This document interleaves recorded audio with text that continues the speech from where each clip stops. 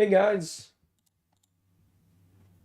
what's going on? Good morning, everybody. Good morning, Harry, Candy. Welcome in, guys.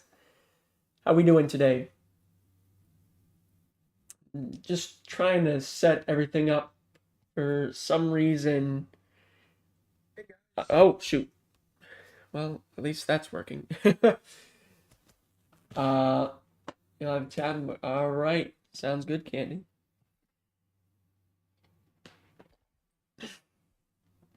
For some reason, I had a YouTube stream set up so that as soon as I pressed start streaming on here, it would start that scheduled stream, but instead it launched a new one. So I don't know why it does that, but it does. Um, but there is one running on YouTube, so I edited the link in the self promos that I did. Um, but yeah, I'll begin reading in about 10. No, sorry, 20. Shoot, begin reading in about 25 minutes. I'm super excited. Let's see here. Fix this one.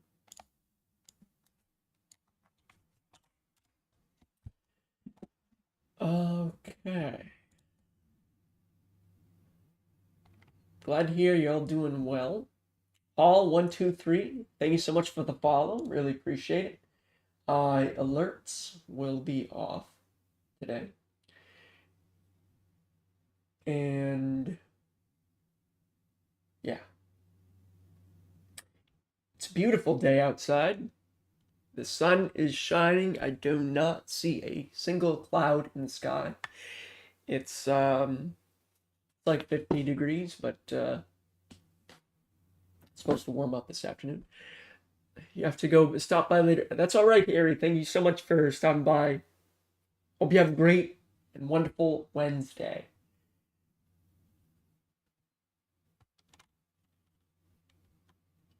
So, for anyone else who's here right now, I'll be back in a little bit to chat before I start.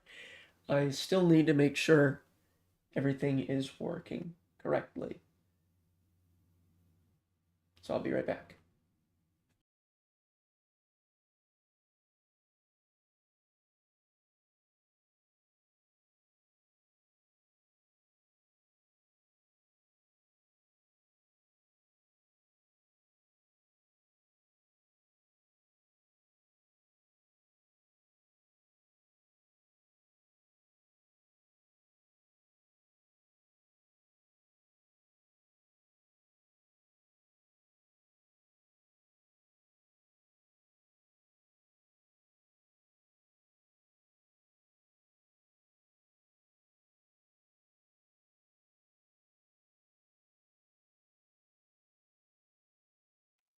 Good morning, Purple.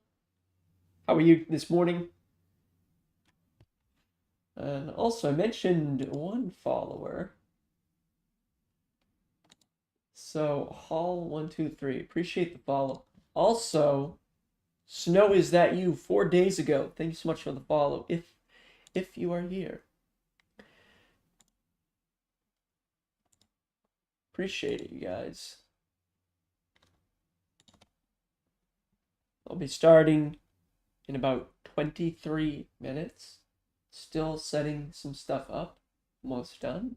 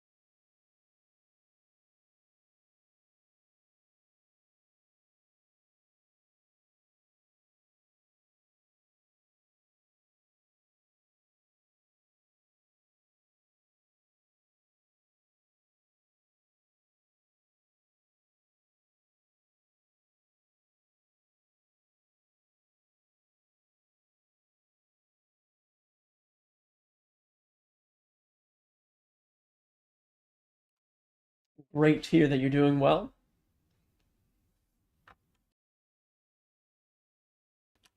So for some reason, every time I preset the category to the reading and writing or writing and reading category, whenever I start, it automatically switches it back to Fortnite. And I don't know why. But I just reset it to reading and writing.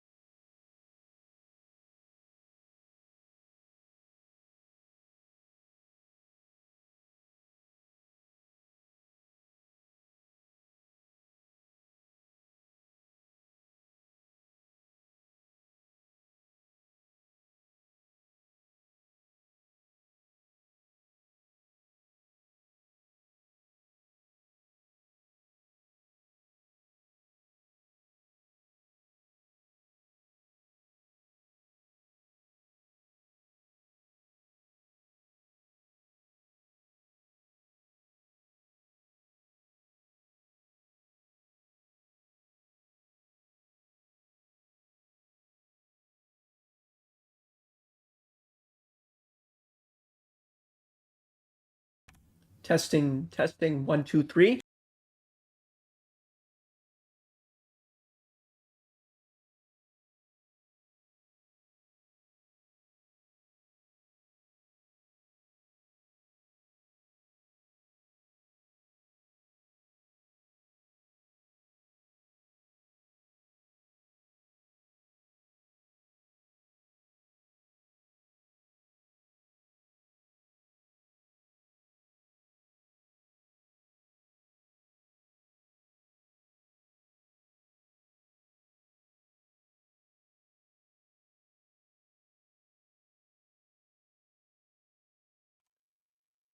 Testing Twitch, 1, 2, 3.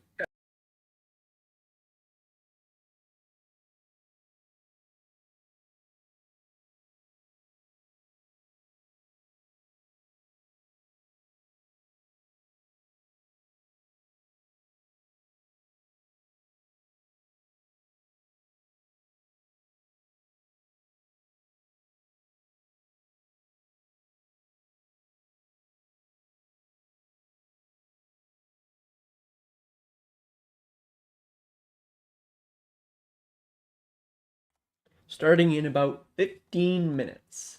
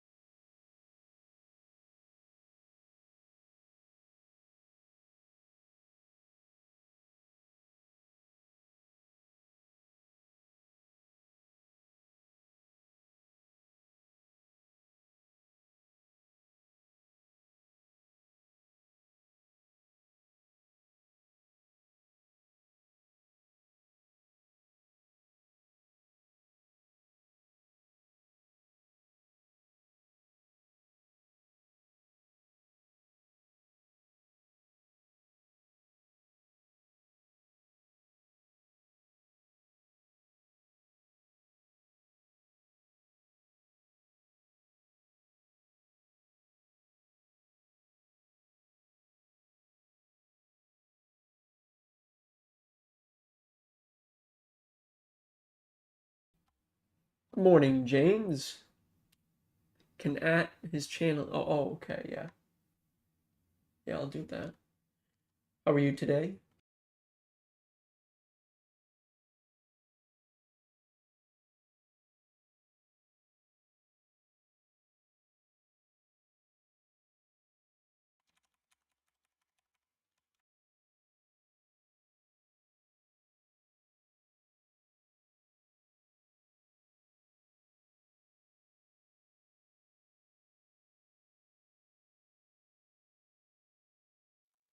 Wait, actually, how do you at someone's channel in the title?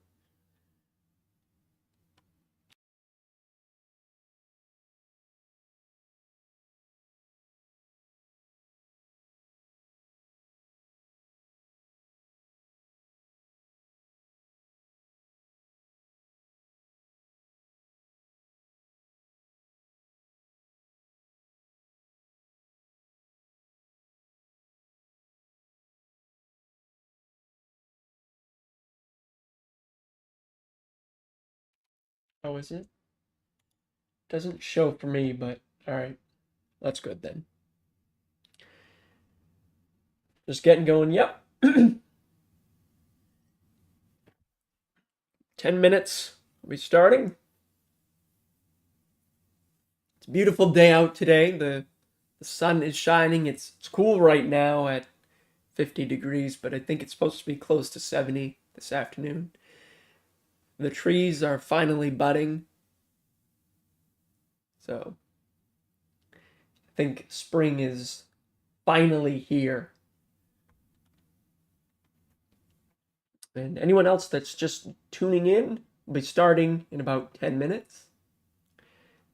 Just finishing up setting up here. So almost ready.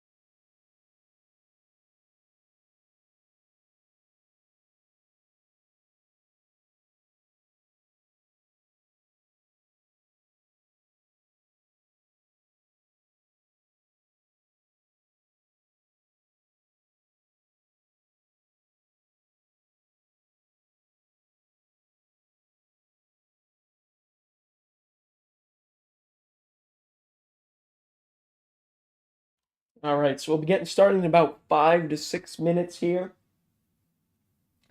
I'm going to be reading Apocalyptic Warfare. Now, quick disclaimer, I guess, there is at least some non-family friendly words.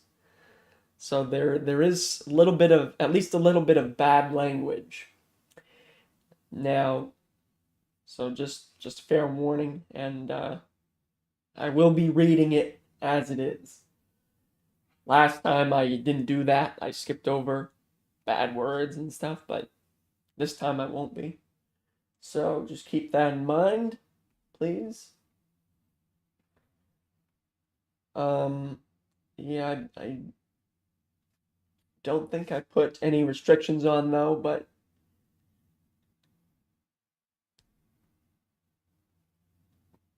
just keep that in mind. You clipped that? Okay.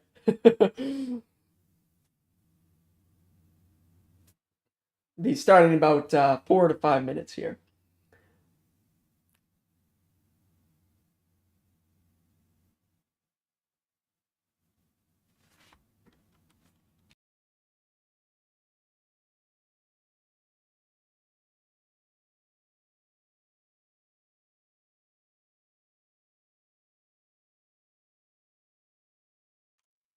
I will have the text on screen so you guys can read along with me. And I zoomed it in, so hopefully the text will be large enough. Should be good. You're gonna clip. You're gonna clip me saying bad words. Oh no. Oh shoot.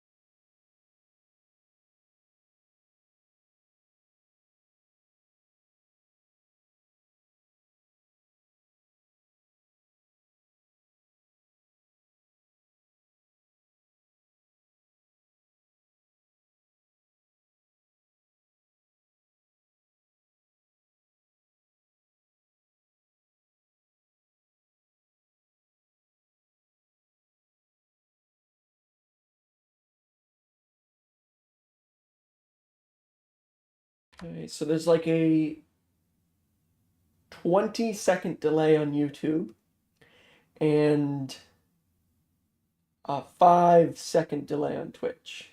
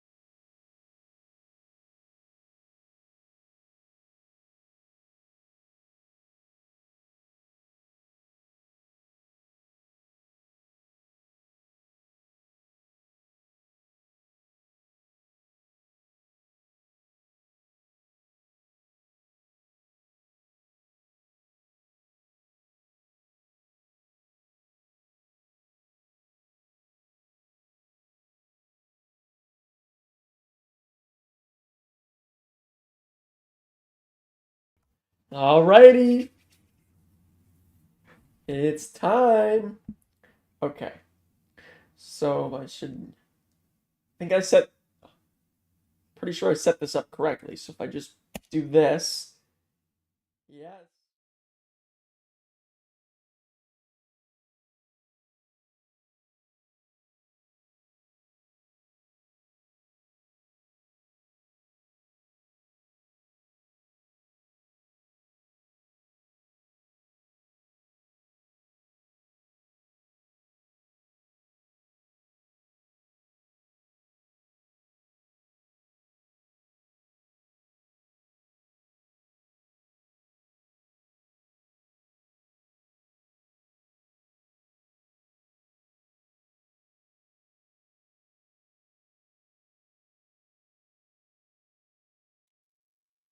Alright. You should be able to hear me now. I didn't add my microphone for some reason. But, and then something else is not right. Hold on.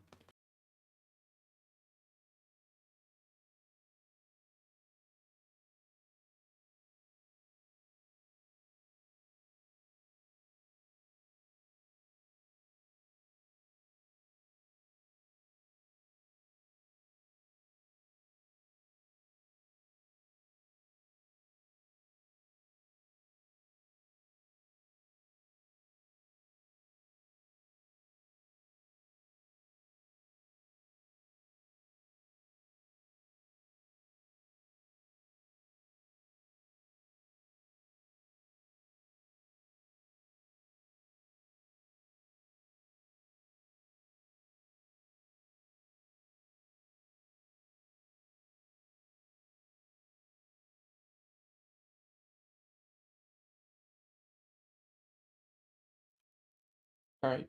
Testing, testing. 1, 2, 3.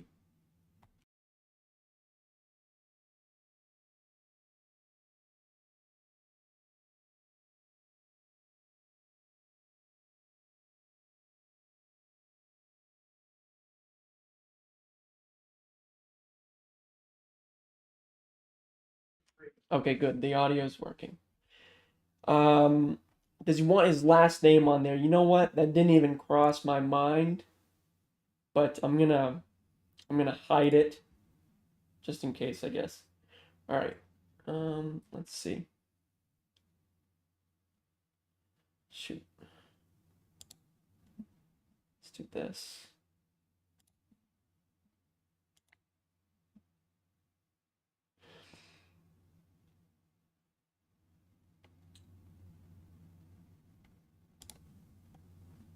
All right. Well, it'll be in as soon as I start, so I'll have to cut the VOD there or something in case he says no. So,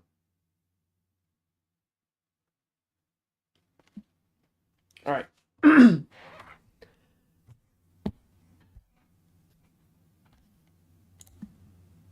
Apocalyptic Warfare by Braxton. Prologue.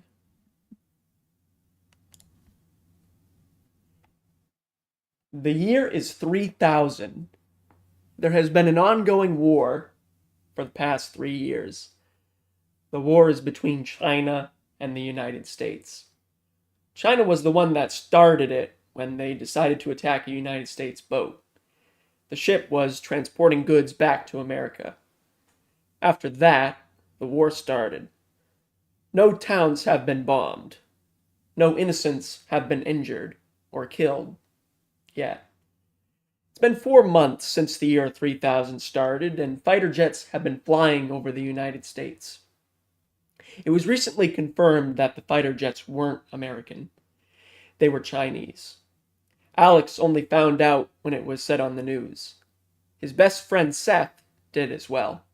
They both recently turned 21. Alex worked for Uber, but was taking a few days off. Seth recently quit McDonald's and decided to become a DoorDasher instead. Alex believes he got fired, but won't bring it up. On January 8th, 3000, Alex got a knock on the door. And that's it. He doesn't remember anything else before the door getting knocked on and after he closed it. On Sunday, people kept saying that fighter jets circled towns with known monuments. People started to speculate that the jets would blow up the locations, but nobody knew. It was Tuesday, April 27th, 3000, and Alex was taking the day off from Uber and was about to watch TV. He turned it on to find something to entertain his day. Chapter 1. I've looked for 10 minutes, and I still can't find anything, said Alex to himself. He scrolled down one more time and spotted something. RC car racing? Questioned Alex in his mind. People must be running out of ideas, but it does sound interesting. He clicked on it and watched it for a couple of minutes. This is better than nothing. Either way, the background music is nice, said Alex to himself. There was a knock at the door. He got up, walked over to the door, and opened it. It was Seth. Hi, he said. Hi, everything all right? Asked Alex. Yeah, I just got you some food and drinks. That's why I showed up. Oh, thank you. That was kind of you. You're welcome. That's what best friends do. I guess so. A jet flew over Alex's house. Seth looked up and then back at Alex. You know, I'm scared that one day they're just going to bomb us, said Seth. They haven't harmed anybody besides soldiers. I doubt they would now, said Alex. Well, I know. I'm just worried that they'll change their minds. Don't worry about that. Okay, well, I'll bring in the stuff I got you. All right. Seth walked back to his car and opened his trunk. He grabbed 6 bags and then quickly walked back towards Alex's house. Alex moved back, but still held open the door, and Seth walked to the kitchen. He then closed the door and walked into the kitchen to help put stuff up. Thanks again for the groceries, but there isn't much room in my fridge or cabinets, said Alex. That's okay. I bought you a duffel bag, said Seth. A duffel bag? Hey, it's for stuff that won't fit into your fridge or cabinets. None of that will fit in there. You'd be surprised. All right. Alex put a few things into the fridge and realized nothing else would fit. He looked at the duffel bag and decided to set stuff in it. After he was done, he saw some space and another zipper still. Seth, how much can fit into this? Asked Alex. The lady at the store told me that 44 items, no matter what they are, it can fit into it, said Seth. That's a lot. Yeah. How much did it cost you? Like $20.99. Alex reached into his pocket. No, you don't need to pay me back, said Seth. Alex took his hand from his pocket and looked at Seth. Are you sure? He asked. Yes, said Seth. All right. Seth looked at the cabinet and then at Alex. Nothing's going to fit in there anymore, said Seth. Okay, just put it in the bag. Seth walked over, grabbed the duffel bag, and then walked back to the cabinet. That was light, said Seth. That's great to hear, considering there are 10 things already in there, said Alex. You kept count? Yes, I always do. Is that a good thing? Yeah, it's helpful when I need something. True. Seth set the food into the duffel bag. There's room for drinks, said Seth, looking up. How much room? Asked Alex. Seth looked back down, then back up. 12 drinks can fit, and then it'll be full, said Seth. All right, said Alex. He grabbed the duffel bag and put 6 water and 6 pop bottles into it. It's full now, besides the other zipper. Do you think it's still heavy? Asked Alex. It wasn't last time. Pick it up and see. Okay. Alex picked the duffel bag up. Is it heavy? Asked Seth. No, Surprisingly not, said Alex. That's good. Yeah, now if I want to go camping, I could grab this for the food and drinks. Yeah, that'd be a great thing for it. The only thing I want to ask is, will it keep the food nice and not start to turn moldy and keep the drinks cold? That was 2 questions. I realized that. Okay. Does it? I don't think it can because the lady at the store didn't mention it, and I don't think people have found a way to do that yet. Okay. Another jet flew over the house. That was loud, said Seth. Yeah, it sounded close to the ground, said Alex. Indeed. Seth looked at Alex's TV. What show were you watching before I showed up? He asked. RC Racing, said Alex. Oh, still nothing else to watch? Yeah, no new movies or shows have been made in 3 months. I know, it sucks. The only new thing that comes on occasionally is the news. Yeah. He went quiet for a few minutes. Do you think the war will be over soon? Asked Seth. No. Our country wants them to surrender, said Alex. Ah, in the distance. Alex and Seth heard breaking news from the TV, and they both quickly walked into the living room and sat on the couch. Here we go, said Alex. Yep, once again, said Seth. We interrupt for breaking news. We have recently seen more jets around important and famous monuments. Just a few minutes ago, several different fighter jets that weren't American were seen flying around Washington, D.C., New York City, and Hollywood. There have also been multiple fighter jets heading to a normal town, Camden. That's in the state of Maine, said Willow. Isn't that right next to us? Questioned Seth. We're in Rockport, so yes, said Alex. 2 fighter jets flew over the house. That was louder than last time, said Alex, pissed off. I agree, said Seth. All those towns we just said have significant places besides Camden, said Willow. I have no clue what's there. If there is something important there, it's probably hidden or something old, said Frank. I don't know. Neither do I. And I've lived here for my whole life, said Alex to himself. Seth stood up. Are you leaving? Asked Alex. Yeah, I got to get home and put up my groceries, said Seth. All right, bye. Seth went to walk out the door and then quickly turned around. Are you all right? Asked Alex. Yeah, I just forgot something, said Seth. What was it? Seth walked closer to Alex. I forgot this, he said. He hugged Alex.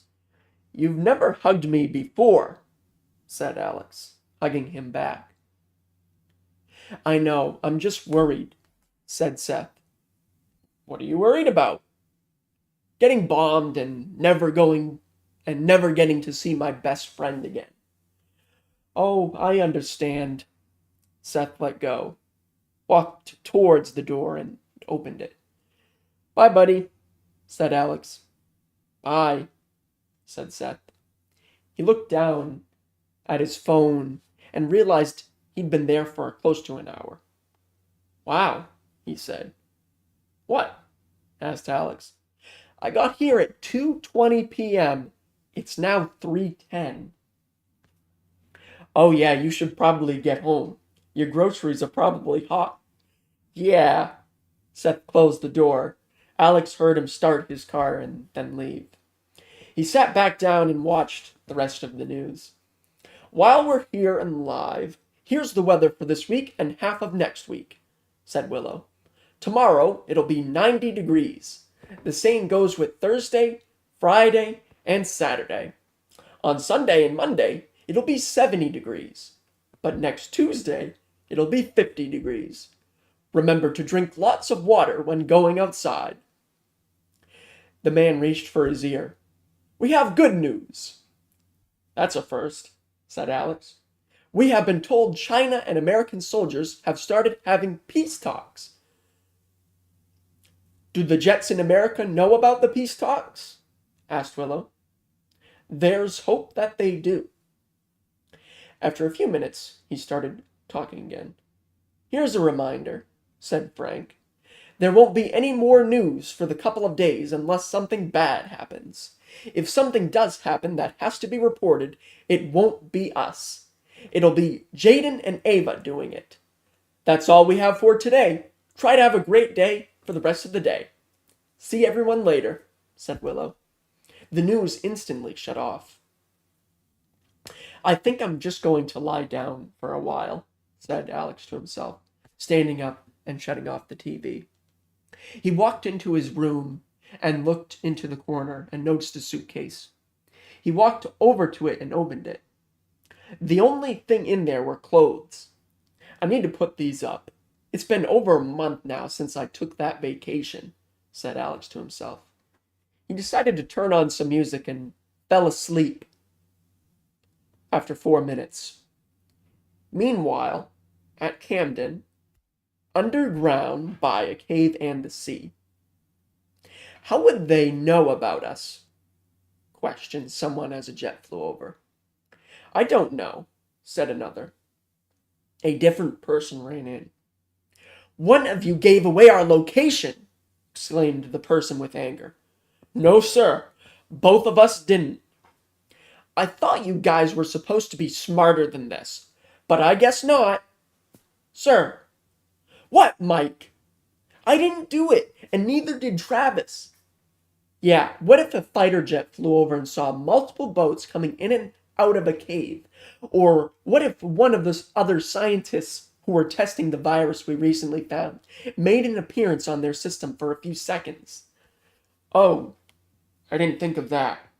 "Yeah, why did you come rushing in here, Ned?" "'Cause you two are new and might have accidentally done something to give us away." "Wow," said Travis.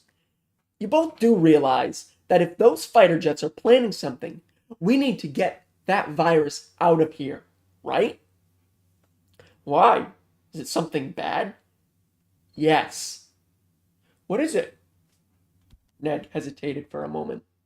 "It's a zombie virus," he said. "What?"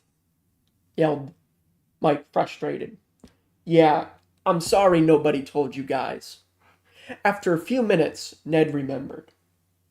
"Wait, I have told you guys about it," he said.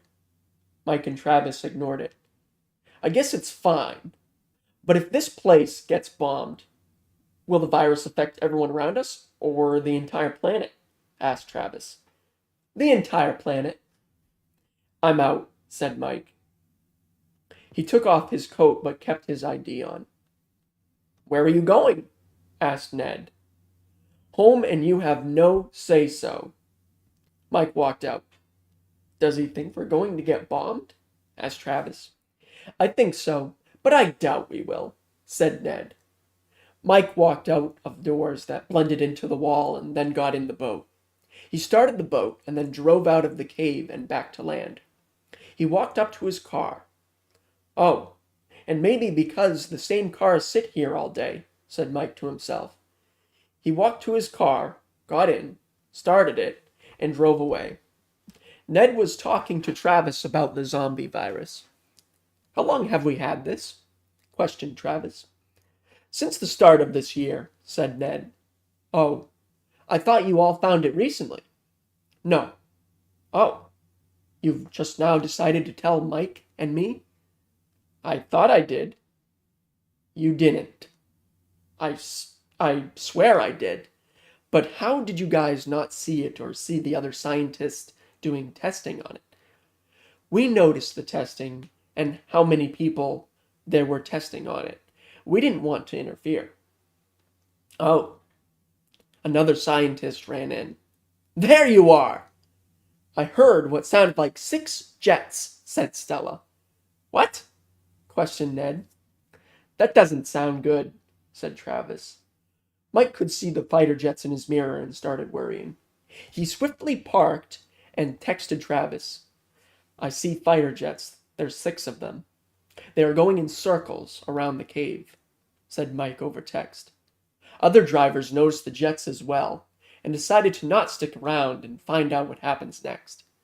They drove away, but Mike remained parked. Do you think they will do something? Asked Stella. I hope not, said Ned. Travis felt his phone vibrate and grabbed it. I just got a text from Mike, said Travis. What'd he say? Asked Ned. He read the message. Oh, that's not good, said Stella. Do you think we should leave? No, said Ned. Okay. Wait, Stella, did you know about the zombie virus? Asked Travis. Yeah, didn't you? No, Mike didn't either.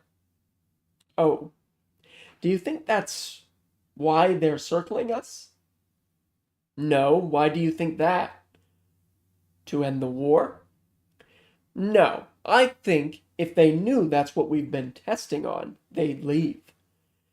I know that I would. I would as well, Travis replied to Mike. Should I leave? Asked Travis over text. Mike responded fast. I think you should, but do whatever you want, he said. All right. Mike looked up and noticed that the fighter jets were in a firing row and no longer circling. He called as fast as he could, but Travis didn't answer. He tried again. No answer. Another person ran into the room with Ned and the others. We just picked this up, said Ted. What? Asked Travis. A radio call just a second ago. What did it say? Asked Ned. Ready, but in Chinese. You know Chinese? Asked Stella. Yes. When did he have radio pickups? Asked Travis. We've had it for a while. Ted pulled out a radio to show him. That's just a normal radio, questioned Travis, confused. We don't talk to you often, said Ned. Harsh. Sorry. Can I please explain now? Asked Ted with nervousness in his eyes. Yes. Thank you. Do you see the antenna? Yes, said Travis. Okay, if we pull it up more, the more radio chatter we get in the proximity, and on the dial we can pick the language. I picked Chinese after I heard what's going on. Oh, it says the language? No, it's numbers. I don't have time to explain this, said Ted. Have you heard any other words besides ready? Asked Ned. No. Oh. All of a sudden, more people were talking, but in Chinese. What are they saying? Asked Travis. Are you ready? Yes, I am, said Ted. That was a lot of voices then, said Stella. Everyone's at the right locations? Yes. All right, be ready to fire, Ted said after the others were done talking on the radio. We should probably go, said Travis. Way ahead of you, said Ned. He was walking towards the door and then started running. Wait! Yelled Ted. The people started talking again. All right, we're at the wrong spot. We gotta move. What? Questioned Travis after Ted repeated it back. He walked back to Travis and the rest and then turned around. Where are you going? Asked Stella. To tell the people testing the zombie virus to put it up, said Ned, walking out. Okay. Everyone else started walking away, besides Travis. Where is everyone going? He asked. Follow me and I'll show you, said Ted. All right. Travis started following Ted. Once they were in the hallway with the others. Where are we going? Asked Travis. To the bunker, said Ted. Why? For precaution. Come on, you two, said Stella. The Chinese started talking again. All right, that was a test. On my mark. Ted repeated it. 3, 2, run! Yelled Ted. 1. Nobody could hear anything besides a whistle and quick footsteps of people panicking and running. The sounds of feet running could only be heard for a moment until a louder sound overpowered it. Boom!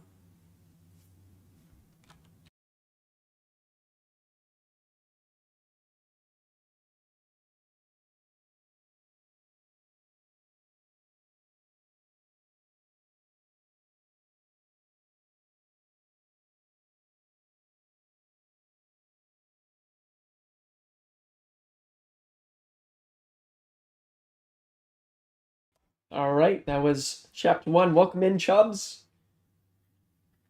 Yeah, boom! How are you doing today, Chubbs? And welcome anyone else who may be just joining.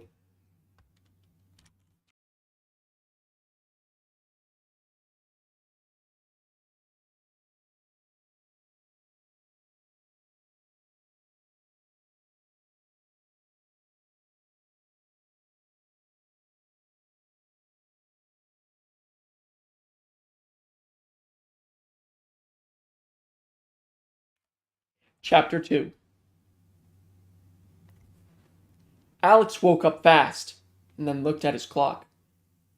I slept for 4 hours? He questioned to himself. He stretched, looked out the window, and saw that the streets were empty. He looked at his clock again to make sure he saw the right time. I'm seeing it, right?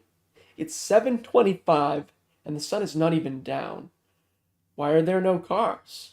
Alex wondered to himself. The music was off. He grabbed his phone, left his room, and went to the living room. He turned on the TV and the news was on. Once again, if you're just joining us, Washington, D.C., Hollywood, New York City, and Camden in Maine were attacked 4 hours ago, said Ava. How did I not wake up to it? Questioned Alex to himself.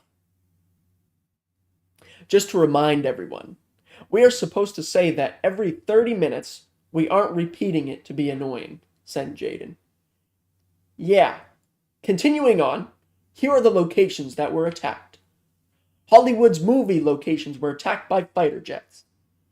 The places weren't important, but are famous, said Jaden. The Statue of Liberty was attacked in New York. In Washington, D.C., many important monuments were attacked. The newscasters went silent for 2 minutes.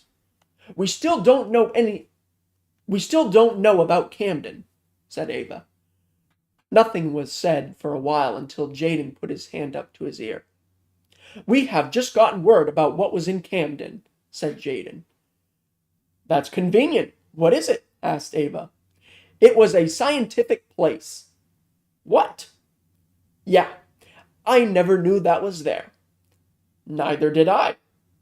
They are telling us that they can't go any further because the destruction is bad, but they are telling us it's in a mountain. In a mountain? Apparently. How did they find it? I don't know. They didn't say. Oh, never mind. They're telling me. Jaden listened. There was a door that opened. What? Yeah, they're saying it blends in with the color of the wall. So we weren't supposed to know about its existence? I guess not. The two went silent for a moment. They mentioned a boat being there as well, said a guy off camera. How is it when we question anything, we figure it out sooner or later? Asked Ava.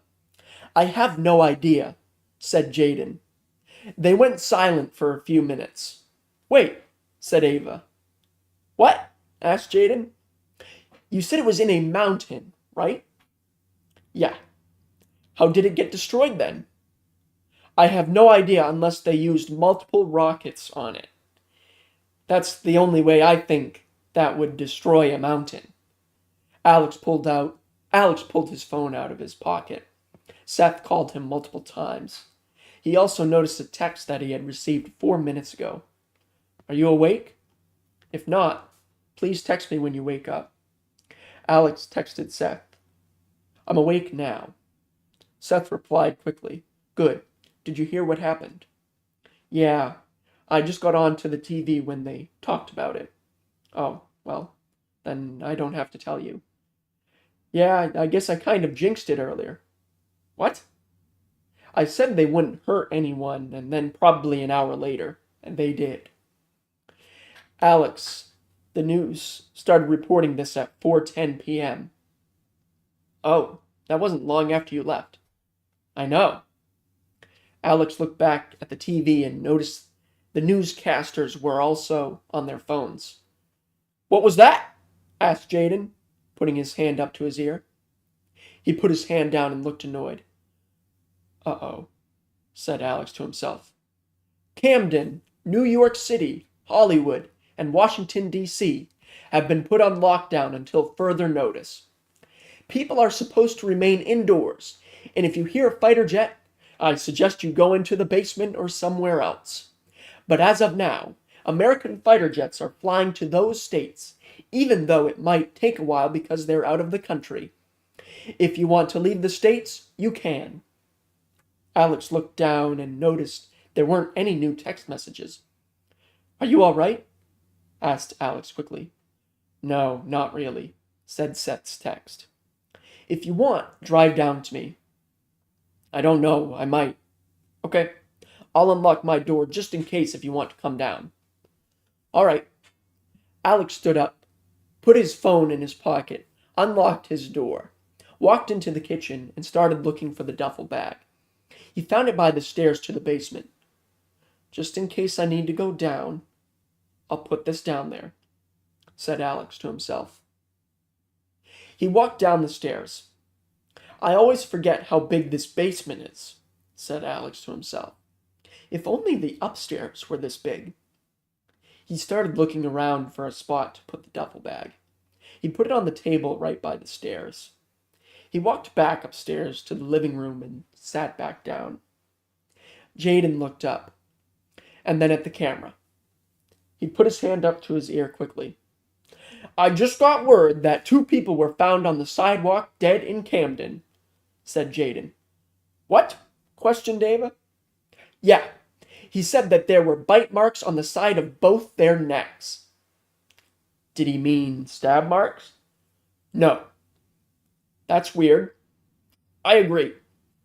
Alex pulled out his phone from his pocket. "I'm surprised my mom hasn't texted me. I wonder if she's all right," said Alex to himself. He decided to text her. "Hi, just checking in. Are you all right?" He then received a text from Seth. "Have you been on Twitter recently?" asked Seth over text. "No, I haven't," Alex replied. "Okay, get on the app, go to trending, and look at all the things being tweeted about." "Okay." Alex went to Twitter and went to trending, just like Seth said. He read all the trending topics.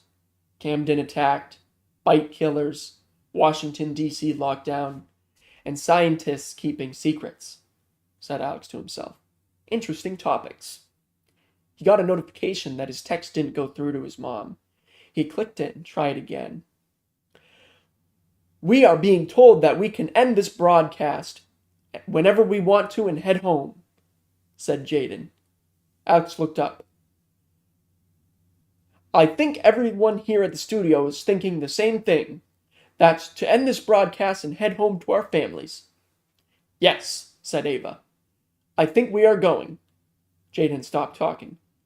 "Some good news. American fighter jets have gotten to each state that was attacked," said Jaden, looking happy and confused. Jaden looked at Ava and then back at the camera.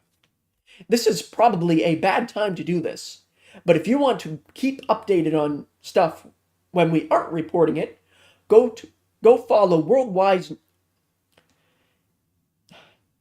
This is probably a bad time to do this, but if you want to keep updated on stuff when we aren't reporting it, go follow Worldwide News 24/7 on Twitter," said Jaden.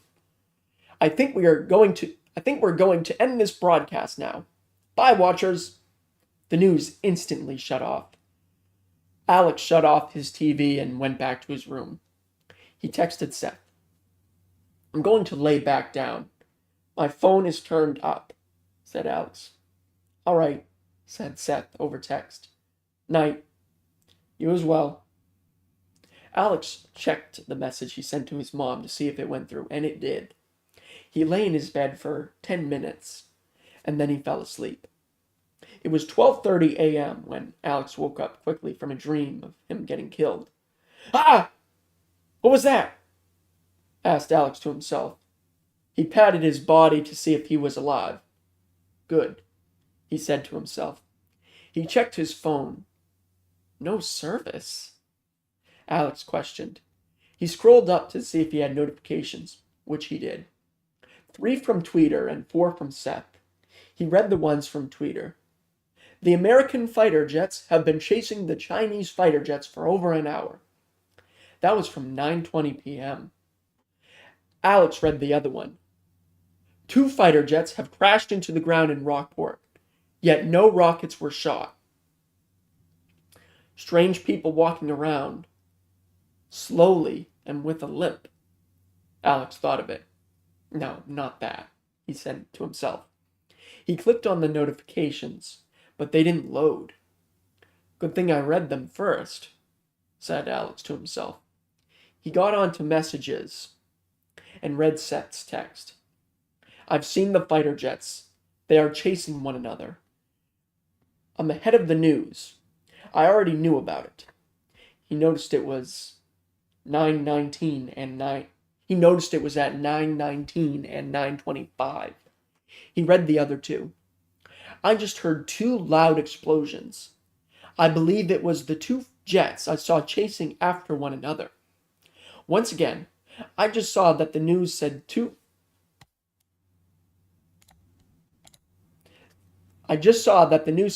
fighter jets crashed randomly.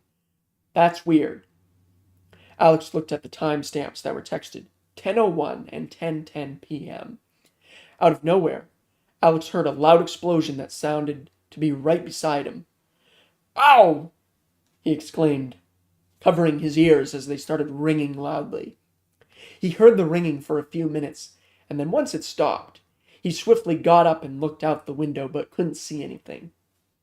He walked outside, looked down the street, and saw a jet on fire. That sounded right beside me, said Alex to himself. His neighbor saw Alex and ran over to him. Oh, hi, Felix, said Alex. Hi, you need to go, said Felix.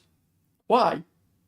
That fire is going to spread, setting these houses on fire unless the fire department gets here quickly. All right. Felix sprinted back to his house. Alex walked calmly back into his house. He walked to the basement and grabbed the duffel bag, then walked back upstairs. Alex saw Felix's car and a few other cars drive fast away. He looked over and noticed the fire was spreading rapidly. He grabbed his wallet and keys, ran to his Jeep, and ran back inside. He grabbed a photo of him and his mom and the suitcase. He ran back outside and got into the Jeep. Alex saw that the fire spread to Felix's house. That was quick, he said silently. He started the car and quickly drove away. I'm glad I didn't unpack the suitcase. Also glad I washed these before coming home, said Alex to himself. After a few minutes, he pulled into a gas station and saw Felix. Hi, said Alex. You just drove off. Hi, said Alex. You just left, didn't you? Questioned Felix. Yeah. Where was the fire? Your house. I knew it. Good thing we all left. Yeah. Aren't you upset, though? A little, but it's fine. Are you sure? Yeah. Fire engines quickly drove past. There they go, said Felix. Yup, said Alex. They both walked into the gas station. Alex didn't follow Felix. He just stayed by the door. Alex decided to check his phone to see if he had service, and he did. He saw he had 3 more notifications from Tweeter, and 1 from Seth. All of Camden has lost electricity. Multiple people walking strangely, slowly, and limping in the streets all over Camden, all over the world. Multiple countries are losing service and electricity. Another tweet appeared. Just a few minutes ago, a fighter jet crashed into a street in Rockport. He then read the one text from Seth. Something is going on and it doesn't feel right. Alex was about to respond when he texted again. Are you awake yet? A fighter jet crashed and I heard it. Was it on your street? Asked Seth over text. Alex responded, Yes, I'm aware. Also, yes, it crashed onto my street. The fire started quickly spreading, making everyone leave quickly. Seth responded quickly. Are you all right? Yes. Where are you? I'm at the nearest gas station that was closest to my house. All right. Alex looked up and noticed a hunting knife with a cool design. He put his phone back into his pocket and walked up to the counter. Excuse me? Said Alex. Yes? Asked the clerk. How much is that knife? It's $9.99. Okay. Alex pulled out his wallet and handed him three $5. He then saw a flashlight and the clerk noticed. That's only $2, he said. Does it need batteries? Asked Alex. No, it gets charged by the sun. That's cool. Yeah, it also has 4 colors. Even better and cheap. Yep. What are the colors? Red, white, blue, and orange. How do I get it to change colors? You just shake it. Is there a certain amount? Yes. Shake it once for one color and then shake it again once for another. Okay. Is it bright? The clerk turned off the lights and then turned the flashlight on. It brightened up almost the entire gas station. Huh? Said a voice from the back. Does that answer your question? Asked the clerk. Yes, but can you point it outside? Asked Alex. Just buy it and test it yourself. The clerk handed Alex the flashlight and he reached into his wallet. No need. You gave me $5, said the clerk, putting the knife into the bag. All right. He handed Alex the bag. The clerk turned on the lights. Alex walked out, sat the bag in the front seat of the Jeep, and then walked to the side of the gas station. He then tested to see if the flashlight was brighter outside than it was inside. Alex turned it on. He could see trees that he couldn't see before. Yep, this would be good for walking at night, said Alex to himself. He shut off the flashlight and then walked back to his car. He looked at the flashlight and noticed there were 3 different modes. Normal, flash, and dim, said Alex to himself. He put the flashlight in the glove box in front of the passenger seat and then walked back inside. I just heard what happened. I heard the explosion, but I thought I was imagining things, said the clerk. Oh, said Alex. By the way, I forgot to mention it. That flashlight is good for hiking, and that knife is good for hunting. Oh, all right. I don't hunt. Oh, yeah. Felix walked back up to Alex. Oh, hi, where'd you go? Asked Alex. I've been in the back, on my phone. I'm surprised you didn't see me, said Felix. I wasn't paying attention. Right. Nobody talked for a couple minutes. Alex walked over to the soda fountain and grabbed a large cup. I forgot to mention that everything for you and the others who come from that street is free, said the clerk. Why? Asked Alex. 'Cause you and everyone else from there have either lost everything by now or have already. So I'm going to be nice and give you the stuff you want to buy for free. Oh, thank you. You're welcome.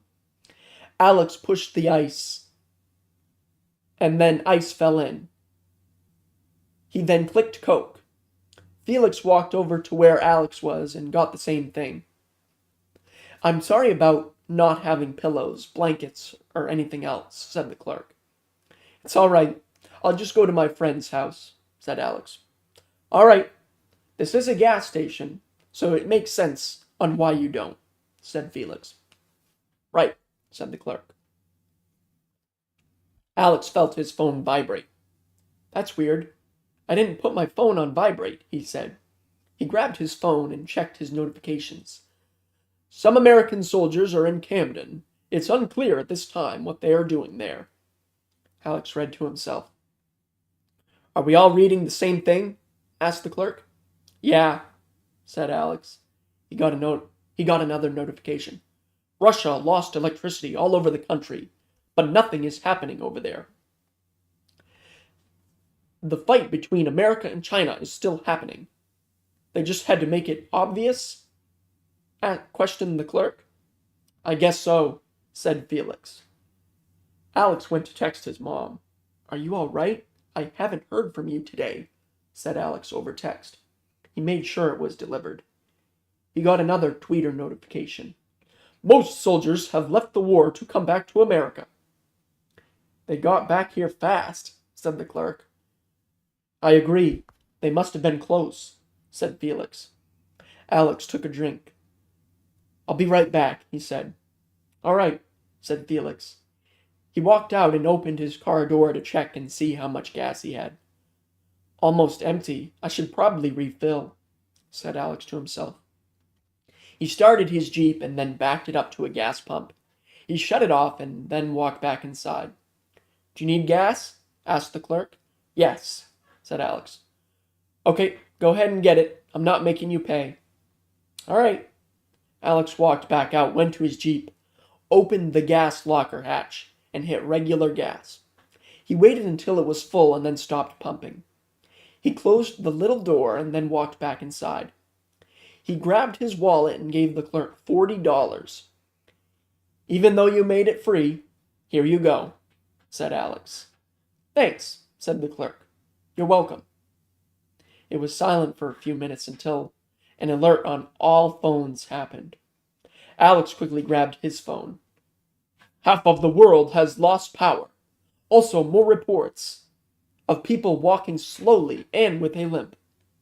A lot of people have been found dead with bite marks on their necks. We advise everyone to stay inside and stay safe. Alex read the message to himself and started thinking it through. It can't be that. Maybe it's just crazy people, Alex thought to himself. He looked up at the clerk. Can I have a bag? Alex asked. Alex. Sure, said the clerk. He handed Alex a bag. He returned to the food and grabbed a can of Pringles, beef jerky, beef stick, and chips. Thank you, said Alex. You're welcome, said the clerk. Not to sound rude, but why do you need that? Questioned Felix. You didn't sound rude at all. My friend doesn't normally have stuff I like down there. Oh, that makes sense. Yeah. Why do you keep saying friend? Asked the clerk. 'Cause you guys don't know him? True. Where are you going to go? Asked the clerk. Who are you talking to? Said Felix. Who are you talking to? Asked Felix. You. He just answered it. Oh, I don't know where I'm going to go. Maybe I can go to my mom's house or something. All right. Alex walked out and got into his Jeep. He started it and was about to go to Seth's house when the lights went out. He felt his phone vibrate again. He checked and saw that his phone was on silent. He read the notification. Every single country all over the world has lost electricity. Many reports from people across the globe that they are seeing people walk strangely, and more people have been found dead with bite marks on their necks, said Alex within his mind. He was worried. He was about to text Seth and noticed that he had no service. Crap, said Alex to himself. He turned on his headlights, waved at Felix, and started driving when he heard a siren. He turned on the radio. If you are hearing the siren, I suggest you get out of town fast, said a voice on the radio. Alex listened and quickly started driving. He saw people running to their cars and people running on the sidewalk. I can't go to Seth, said Alex to himself. He drove for 5 minutes, past the town park, then was out of town. Alex pulled over. He rolled down the window and could hear the siren. He could also hear fighter jets. Oh no, said Alex to himself. He started driving again to a clearing where he knew he could see the town. Once he got there, he shut off the car and got out. He could hear explosions but couldn't see anything. Maybe it's just happening. Maybe it isn't happening in Camden, said Alex to himself. I hope it's not that. Another car pulled up. They shut off their car and got out. Alex realized it was Felix. Hi, said Alex. Hi, said Felix. Did the clerk leave? He said he was about to leave. Okay. I never figured out his name, did you? No, I should have asked. Yeah, I was thinking about it but never did. Same. Alex saw smoke coming from Camden. Did bombs get dropped? Questioned Alex. Yeah, but there was a reason, said Felix. What was the reason? I think you know the reason. I think I do as well, but it could be another reason. Okay. I passed a few. Okay. What was it? Zombies.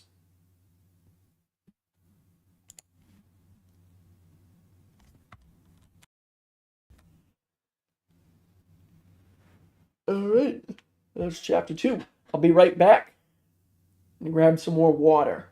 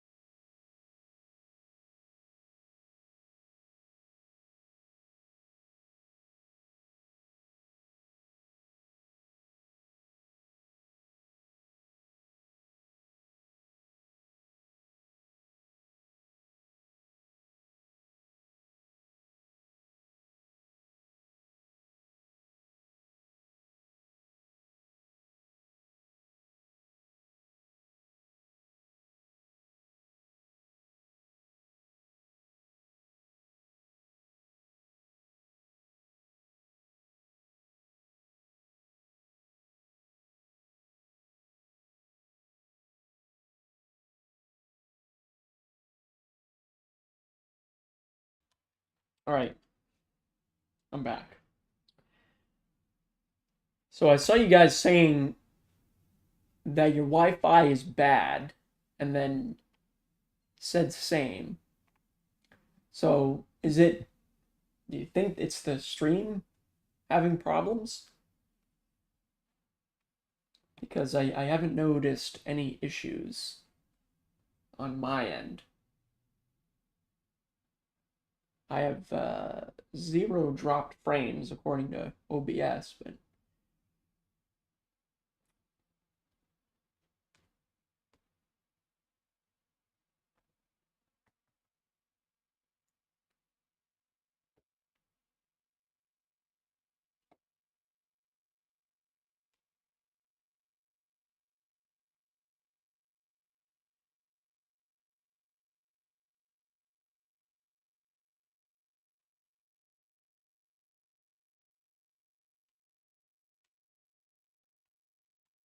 seems like it's working fine.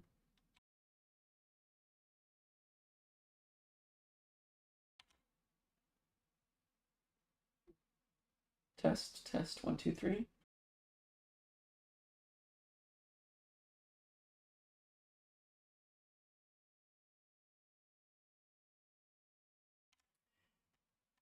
Here on your ear, fine. It tends to stop off and on. I'm not sure why. I'm just trying to see if it's a problem on my end that I could fix, but I'm not sure. Let's see what Twitch says.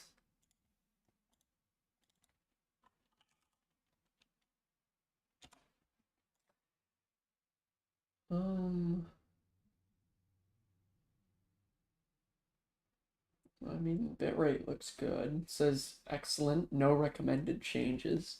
And then YouTube also shows suggestion. The audio stream's current bitrate, 0 is lower than the recommended.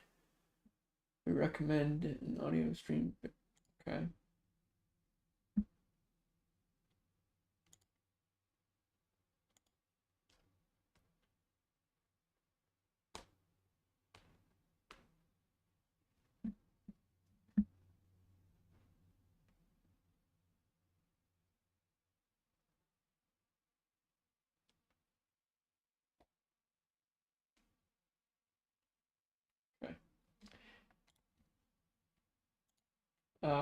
Testing, testing, 1, 2, 3.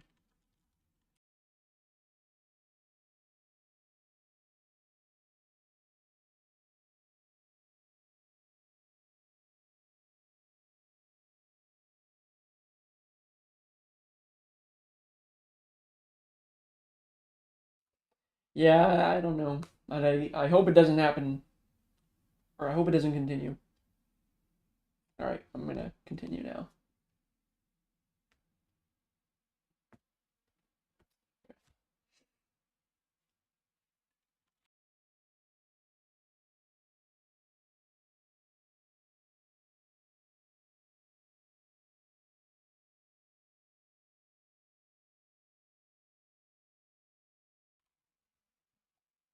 Chapter 3.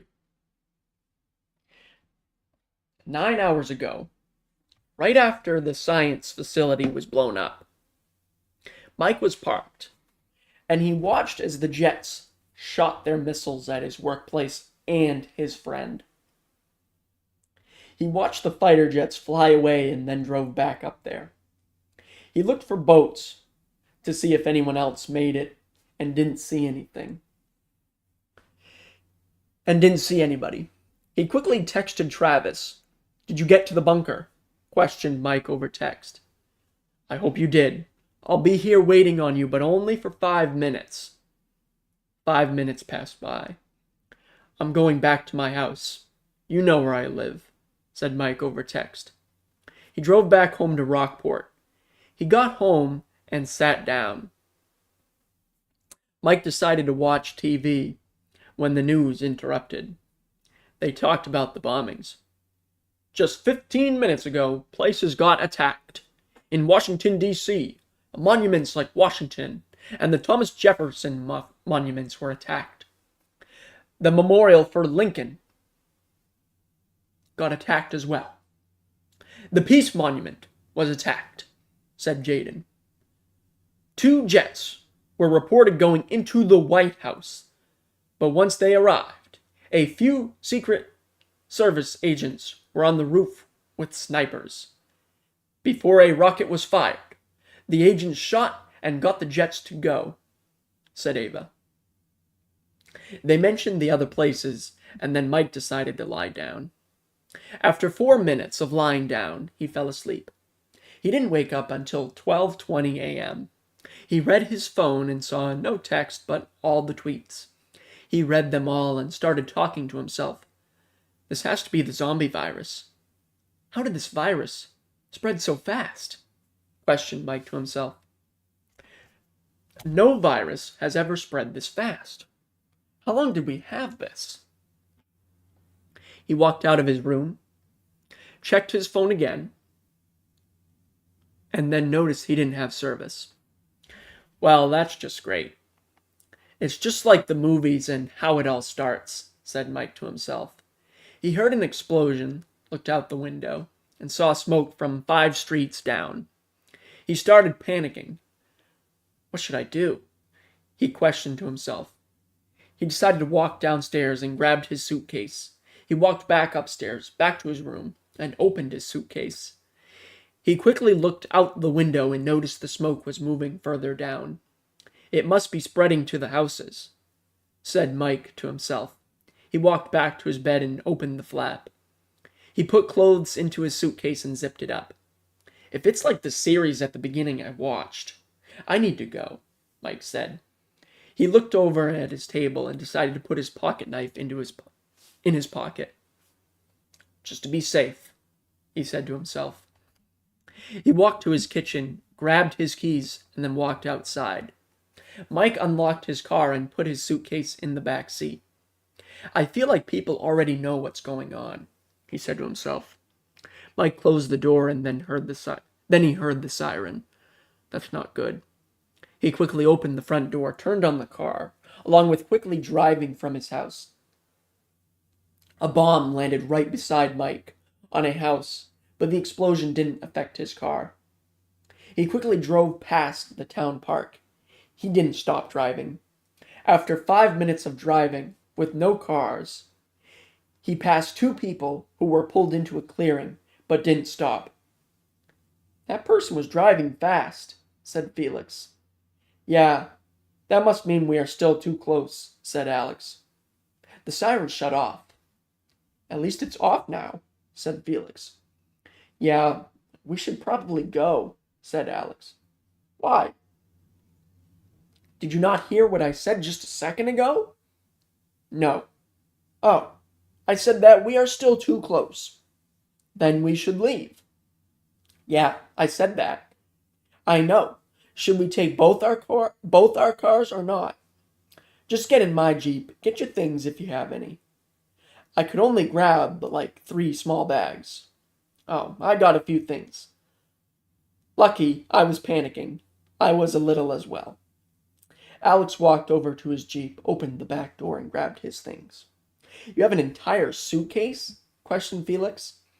Yeah, I also have a bag of food from the gas station, which you saw me get, a duffel bag, my wallet, and a picture of me and my mom. You had time? Questioned Felix. Not really. I only did it when I saw it was already at your house, said Alex. Oh, yeah. Alex walked to the front, opened the door, and put all of his stuff up there. Grab your things. I'm ready to go, said Alex. Felix swiftly walked over to his car, grabbed his 3 bags and keys, and then walked over to the Jeep and put his stuff in the back. Why'd you grab your keys? Questioned Alex. To use as a weapon, said Felix. On a zombie? Yeah. What if it's not like the movies? Then I'll take that risk. But it'd damage your keys. No, I won't use the actual key. What? He grabbed the middle key, took it off, and then touched a small button. It turned into a knife. That's cool, said Alex. Yeah, I bought it a couple of years ago. Why? Just in case someone tried to rob me. Oh, that seems helpful. Yeah, we should go now. All right. Grrr. They heard from a distance. Was that a zombie? Questioned Felix. You don't what what sound they make? Questioned Alex. No, I can't remember. I only know how they die. But do you know? Yes. All right, good.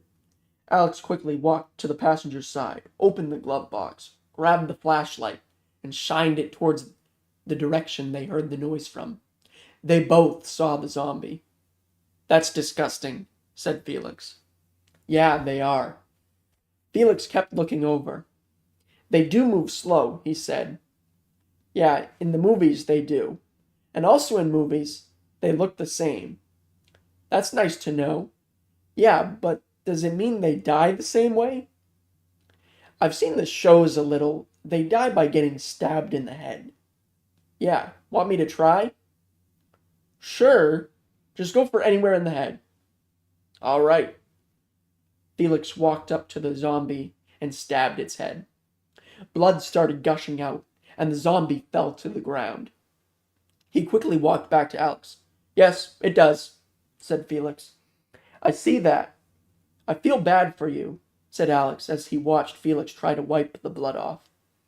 Thanks, said Felix. You know it's not going to come off, right? Asked Alex. I know. I'm just going to try to. Okay, well, let's go. Alex shut off the flashlight, set it down, closed the passenger door, and then walked over to the driver's door and opened it. Felix got in the back, and he started the Jeep and drove. Alex turned on the radio to see what was on. Go to your closest military base. You'll be safe there, said an automatic voice. It kept repeating, so Alex shut it off. Where is it? Questioned Felix.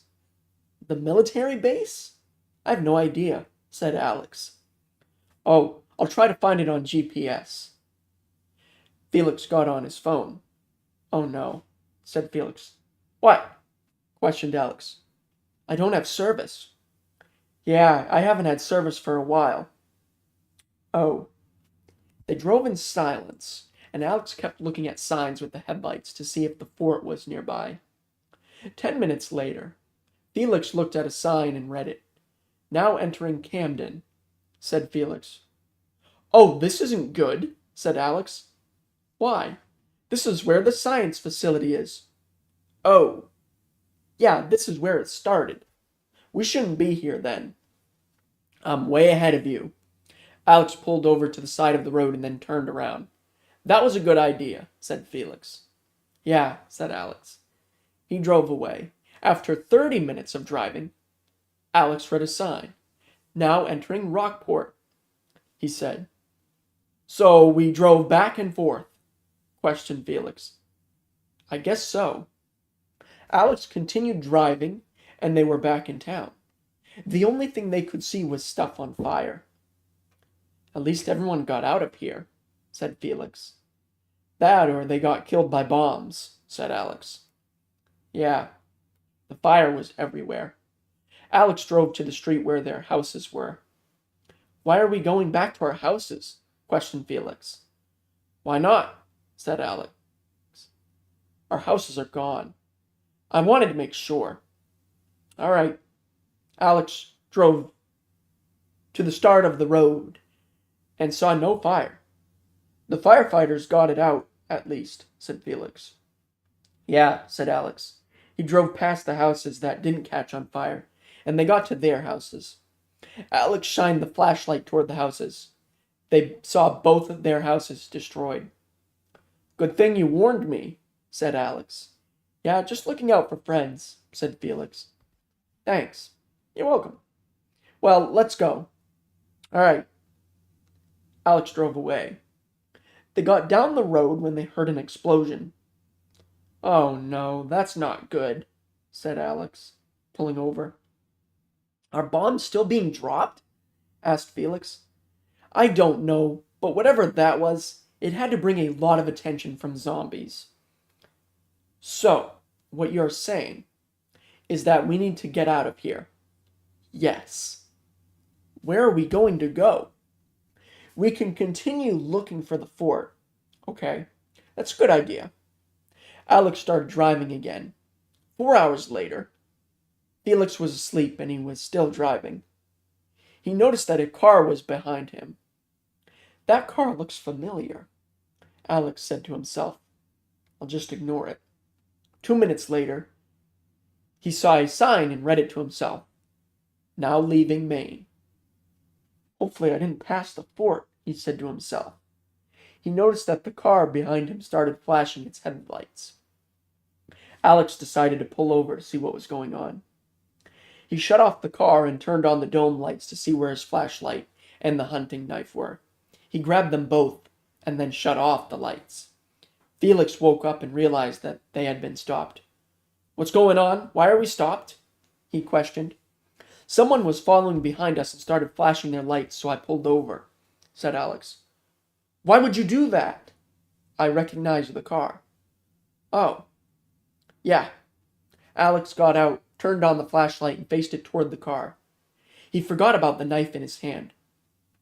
Good thing it has a covering, or I'd be bleeding, said Alex to himself. Can you turn off that flashlight, please? It's hurting my eyes, said the voice. Yeah, sorry, said Alex. He grabbed the front of the flashlight and twisted it, making it flash, quickly changed it to dim. He realized who it was. Seth? Questioned Alex. Yeah, said Seth, rubbing his eyes. I thought you were dead. I thought you were as well, but I saw your Jeep a while back. Felix got out. So he isn't a bad guy? Asked Felix. No, he's my best friend, said Alex. I've seen him at your house a lot. Yeah, he does come over often. Wait, said Seth. What? Why did you sound confused when you said my name? Oh, I thought I was imagining you. Oh, well, aren't you glad that you weren't? Yes. Alex walked up to Seth and hugged him. It only lasted a few seconds. Sorry for blinding you for a few minutes, said Alex. It's all right, said Seth. Okay, where did you get the flashlight anyway? From a gas station. Nice. Is that where you got the knife as well? Yeah. Sorry to interrupt this reunion, but do you have any weapons? Asked Felix. Yeah, I do. Is it a knife? Because that's what both of us have. Yeah, and I got 3 other things. Like what? Follow me and I'll show you. Okay. Alex and Felix followed Seth. He opened the truck to show 3 weapons. A bow, pistol, and shotgun were in the trunk. Well, that's good. At least we have more weapons now, said Felix. Yeah, said Seth. When did you get this? Asked Alex. Oh, I've had these for a while. I was going to ask if you wanted to go deer hunting sometime during the season, but now we don't need a certain season to tell us what weapon to kill a deer with. Yeah, it's sad though. This happened in a couple of hours and now people have become something they never wanted to be, said Alex. Yeah. They were silent for a minute. Can I have the pistol? Asked Felix. Sure. More protection for you, said Seth, grabbing the pistol. He handed Felix the weapon and then looked at Alex. Do you want the shotgun? Asked Seth. Sure. I'd feel safer with it, said Alex. All right. He grabbed 2 bags and handed one to Alex and one to Felix. What's this? Asked Felix. Ammo. You'll need it, said Seth. Okay. Oh, did you guys hear a loud explosion in Rockport 5 hours ago? Yeah, said Alex. That was me. Felix looked at him like he was crazy. I accidentally shot the shotgun and hit a gas canister and it started smoking, so I quickly left before something bad happened." "Oh, well, at least you didn't die because of it," said Alex. "Yeah, but it had to bring a lot of zombies over." "I think it did," said Felix. "How did it start smoking if the gas was in the canister?" "It wasn't. It was knocked over and some gas was on the ground beside it." "Oh." They were silent for a moment. "We should probably get driving," said Alex. "Yeah, do you want me to follow you?" asked Seth. "Sure. All right." Alex walked back to his Jeep, opened the passenger door, and set the shotgun on the floor. He put the ammo into his duffel bag. He closed the passenger door and then got in the driver's seat and started the Jeep. Felix got in. They started driving. 30 minutes later, Alex could see the sunlight. "It's already daytime?" asked Felix. Alex reached for his phone. He checked and noticed it was 6 a.m. "Yeah, it's morning," said Alex, looking at Felix. They were silent for a moment. "Do you think there is a cure?" Felix asked. "Do you think there's a cure?" asked Felix randomly. "I don't know." Alex looked forward and noticed a car was pulled over with hazard lights on. Alex thought about it and decided to pull up behind the car to see if he could help. Seth followed. Alex got out, walked up to the car, and knocked on the window. The person swiftly looked over and rolled down his window. Alex noticed an ID on him. "Hi, Mike," said Alex. "How do you know my name?" asked Mike. "It's on your shirt." "Oh, I forgot that I had it on still." "Yeah." Alex read the words on top of his name tag. "You work for a science facility?" questioned Alex. "Yeah," said Mike. "Where at?" "In Camden." Alex quickly looked over at Felix and Seth and motioned them over with his hand. They both got out and walked over. "I heard about that on the news. Were you in the explosion when it got attacked?" asked Alex. "No, I left right before it happened," said Mike. Felix and Seth were right beside Alex. "Why did you motion us over here?" asked Seth. "He worked at a science facility," said Alex. "So?" asked Felix. "He worked in Camden." "Oh. Yeah, he worked in the one that got attacked." "Oh." Alex looked back at Mike. "You said you left right before it happened, correct?" asked Alex. "Yeah," said Mike. "Did you know it was coming?" asked Felix. "No, I left because they were keeping something a secret from me and the person I worked with," said Mike.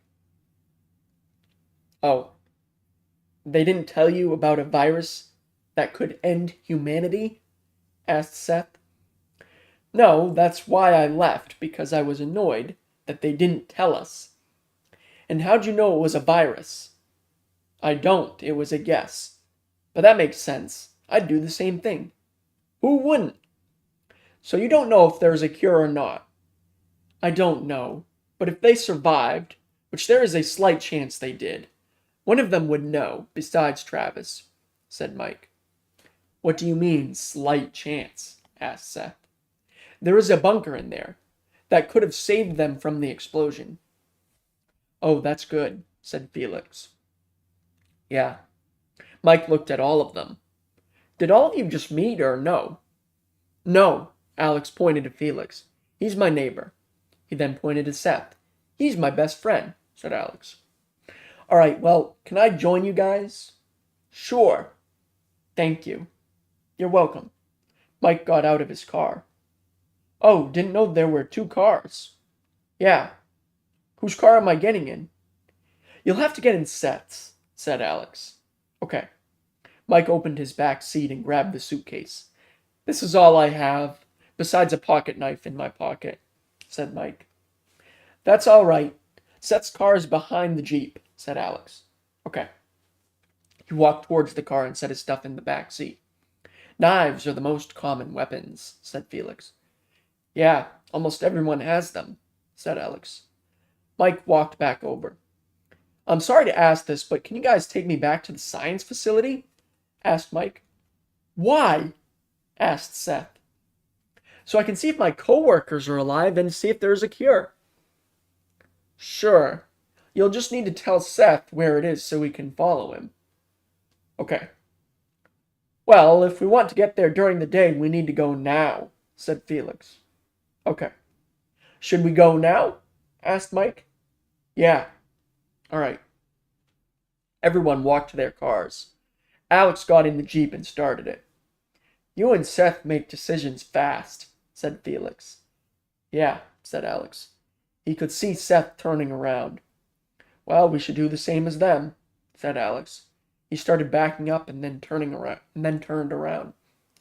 Once the cars were turned around, they started driving back to Maine. Hopefully this works, said Seth. Same, said Mike. It's in Camden, right? Yeah. Okay. I know how to get there. But once I do, you'll need to tell me where to drive to. All right, I'll do that. I just hope that they survived. I don't know them, but I hope that as well. Yeah. They were silent for a few minutes. Do you have any weapons? Asked Seth. Just a pocket knife, said Mike. Oh, well, you will need to find you a weapon.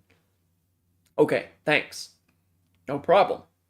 They were silent for another few minutes when Mike's phone went off. Do you have service?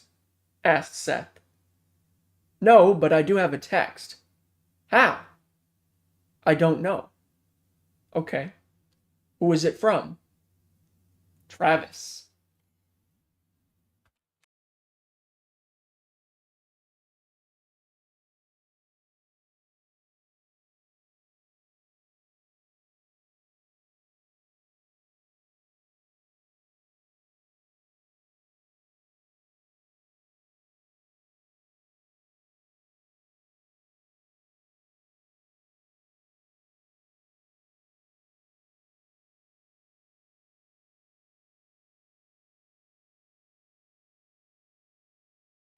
Chapter 4. One day ago, at the science facility, 5 minutes after the explosion. Is it over? Asked Ted. It sounds like the explosion stopped, so I think so, said Ned. Travis stood up and tried pushing on the door. Don't bother trying. You can't get out, said Ned. Why? Asked Travis. After that door gets opened, it'll close quickly and we get locked in for 12 hours. Oh. Yeah. At least we have light, said Stella. I think I should have listened to Mike when he texted me instead of questioning him. Well, at least we are safe here and not out there either hurt or dead, said Ted. Nobody even followed us when we ran here, said Ted. I know. I thought they'd run behind us because of that saying, said Stella. What saying? Asked Travis. Ned looked over at Travis. We should have talked to him more, said Ned to himself. What was the saying? Asked Travis again. It was, run if you see other scientists running away fast. Ask questions later. Oh, it might have not been said enough for people to remember. That's possible, said Ted. Travis pulled out his phone and realized he had no service. Dang it, he said. What? Asked Ted. I have no service. Yeah, you lose service whenever we're in here. It just goes out, said Ned. Why? I don't know. I think we just picked a bad spot to put this.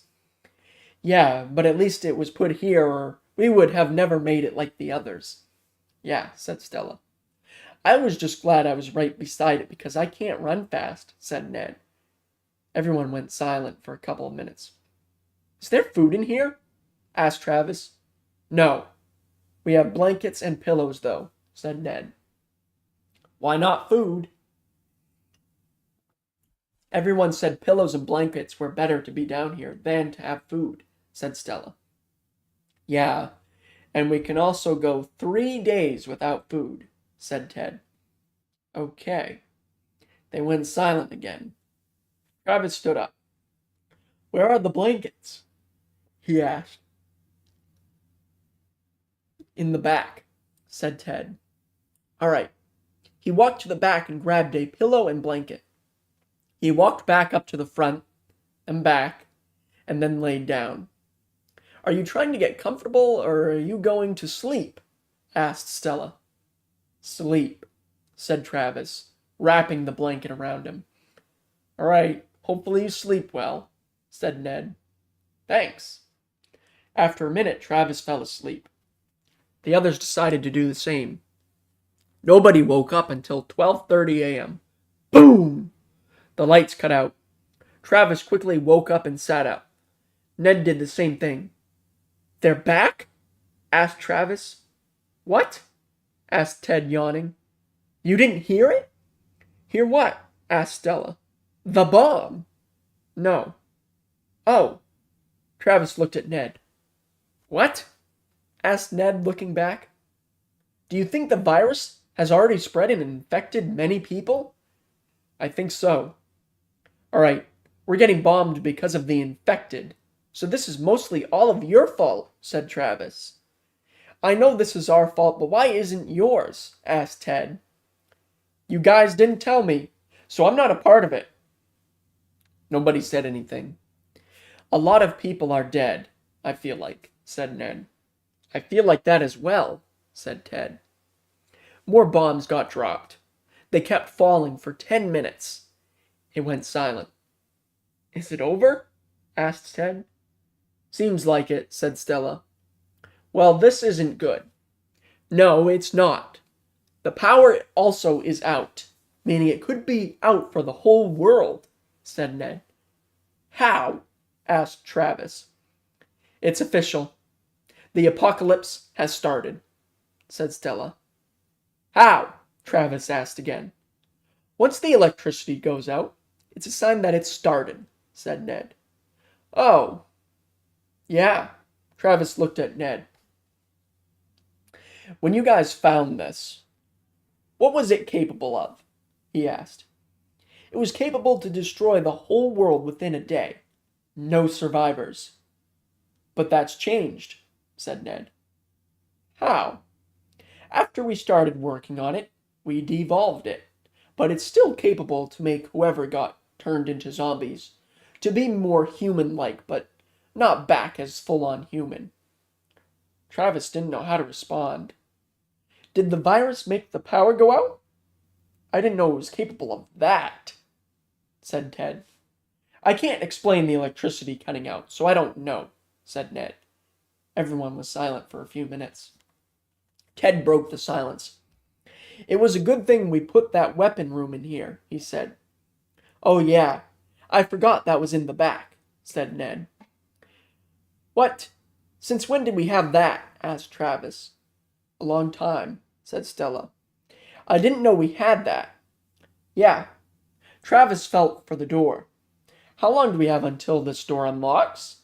Asked Travis. Ned checked his phone. We got 6 more hours, said Ned, shutting off his phone. Okay. Everyone went silent. We could play a game to pass the time, said Ned. Nobody said anything.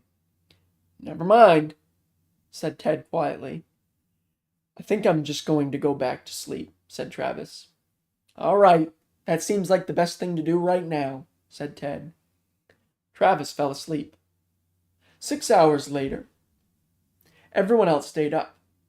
Travis woke up and he could see a light. The electricity is back? Asked Travis tiredly. No, it's a flashlight. Ted found it by the blankets an hour ago. He turned it on and it lit up the entire room, said Ned. Nice. But is it dying?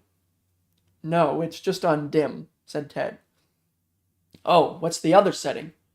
Normal and flash, said Stella. What's normal? I'll show you. Ted stood up and twisted the flashlight onto normal. The room lit up.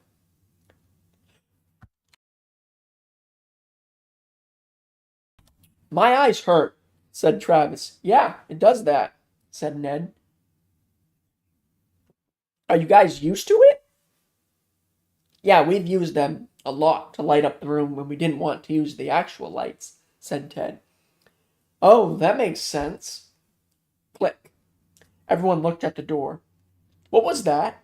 Asked Travis, rubbing his eyes. That means we can leave, said Ned. Finally.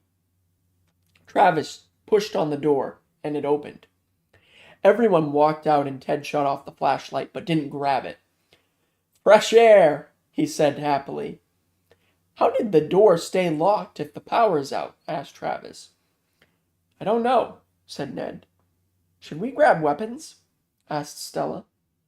Not yet, unless we need to. Grrr. Ned looked over. Yep, I think we need weapons. All right, said Stella. Follow me then, said Ned. Everyone walked to the back. Ned walked towards the door and unlocked it. Looks like the back were completely untouched by the missiles and bombs, said Ned, opening the door. Everyone walked in and saw a lot of weapons. Grab what you want. There are duffel bags over there if you want to carry more weapons, said Ned. Travis walked over and grabbed a duffel bag. He then grabbed an AK and a shotgun. He put the assault rifle in the duffel bag. How did that fit? Questioned Travis to himself. He stopped thinking about it. I should carry the shotgun out, just in case. The others just grabbed a pistol and assault rifle.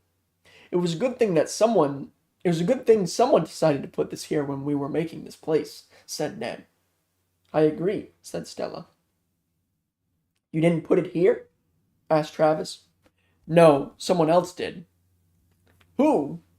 Trey, but I think he's dead. Grrr. Ned noticed a zombie. Why do you think that? Asked Travis. 'Cause he's right there, said Ned, pointing. Travis looked over at the zombie.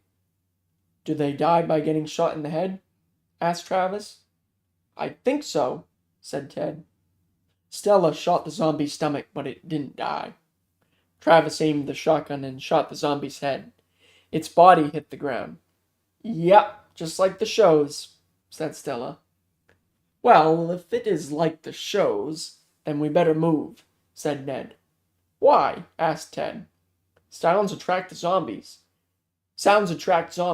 including gunshots. Okay, then let's move. Hopefully, there's a boat out there. Travis stood there while the others started walking away. Ned noticed and told the others to wait. Travis, are you all right? Asked Ned. Yeah, I just thought I'd never have to shoot someone, said Travis. It's going to be all right. Are you sure?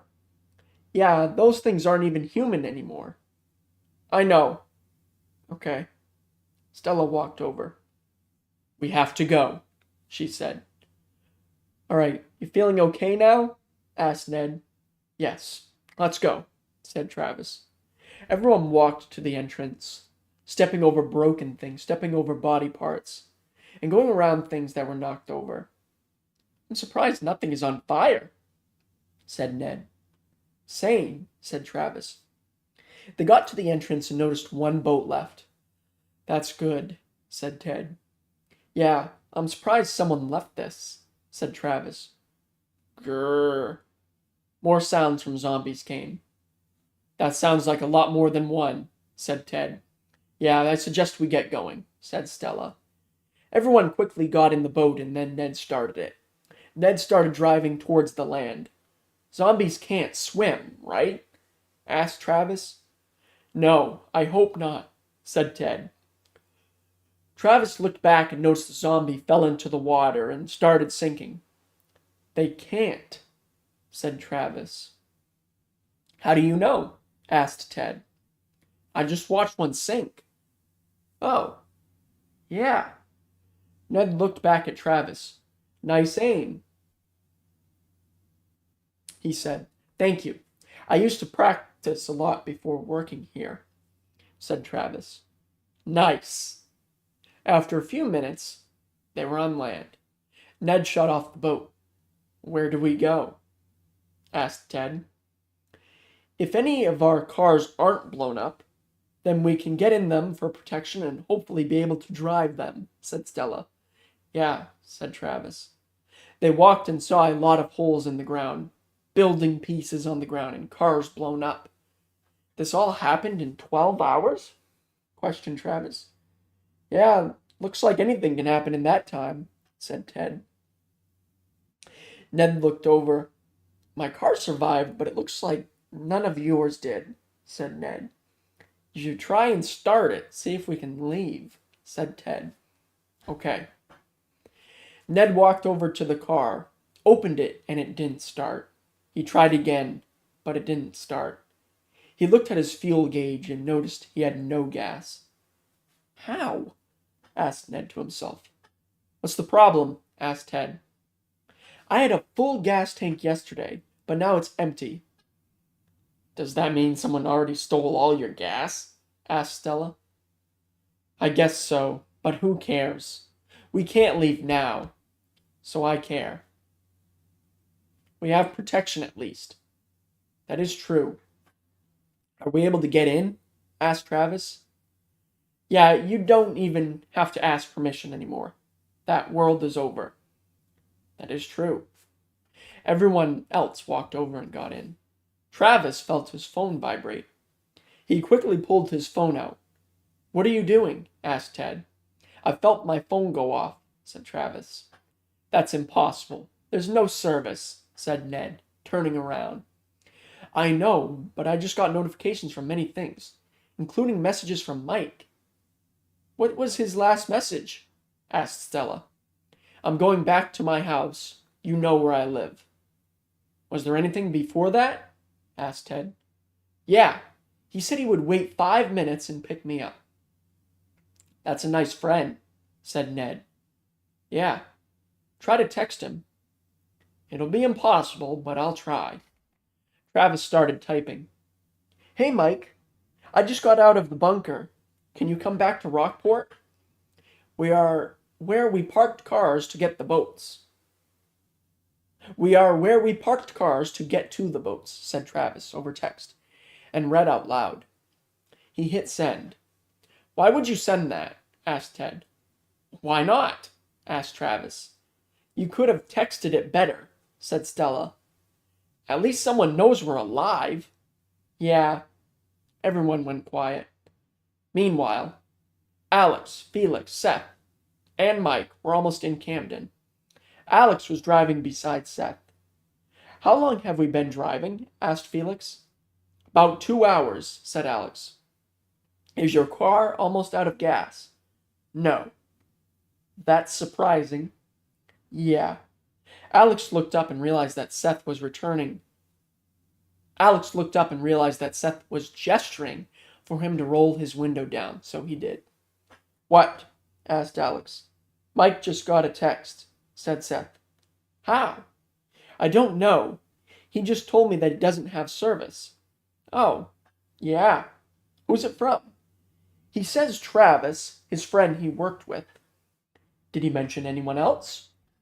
He didn't say names, but he did say us. So there is more than one. Yes. Okay. They were now in town. Mike rolled down his window. We're almost there, said Mike. All right, said Seth. Turn right. Seth turned right. Okay, just drive to that mountain and you'll be there, said Mike. All right, said Seth. Mike rolled up his window. This is kind of cool, said Alex. Nothing is cool about the apocalypse caused by war, said Seth. Not that. I'm talking about driving slowly through a destroyed town with my window down, talking to my friend. Oh, yeah. Alex kept looking at everything that was destroyed. He heard Seth coughing. Are you all right? Asked Alex, driving past a destroyed car. I think it's the air. I'm going to roll up my window, said Seth. All right. Seth rolled up the window and Alex did the same. They drove for another minute and then were at the mountain. Stop here, said Mike from the back. Okay, said Seth. He stopped and Alex did the same. Seth rolled his window. Where should I park? Asked Seth. Mike looked at him. There aren't any rules anymore. Just park anywhere, said Mike. All right. He stopped in the middle of the road and shut off the car. Alex moved over to the side and shut off his car. Mike got out and noticed movement in a car. Seth got out. Do you see that? Asked Mike. What? Asked Seth. Alex and Felix got out. In that car, do you see movement? Seth looked at it and Alex was beside him. Yeah, I do. What's going on? Asked Alex. There's something in that car, said Seth. Is it a zombie? Asked Felix. I don't know. Mike realized whose car it was. That's my boss's car, said Mike. It is? Asked Seth. Yeah. I don't think they know we're here, said Alex. Maybe they don't. Should I knock on the window? Yeah, that'll get their attention, said Felix. Okay. Mike walked up to the car and knocked. Ah! Yelled Travis. Mike heard it and started to laugh softly. Travis got out and so did the others. Why did you yell so loud? Asked Ned. Sorry, said Travis. It was loud. I heard it from out here, said Mike. Travis looked at Mike confused. What's with that look? I thought you'd be happy to see me, said Mike. I am happy to see you. I'm just confused about how you got my message, said Travis. I don't know. I didn't have service. That's strange. I did have service for a few minutes, until I sent that message. Oh. Who are they? Asked Ned. Oh, I met them after my car ran out of fuel. Well, it's good that they found you. Yeah. Let's go meet our new friends, said Ted. All right.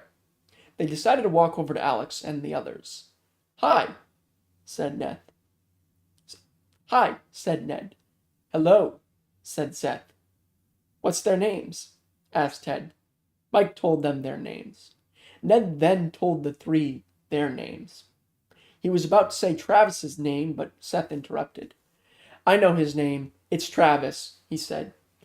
Yeah, it is. Did Mike talk about me? Asked Travis.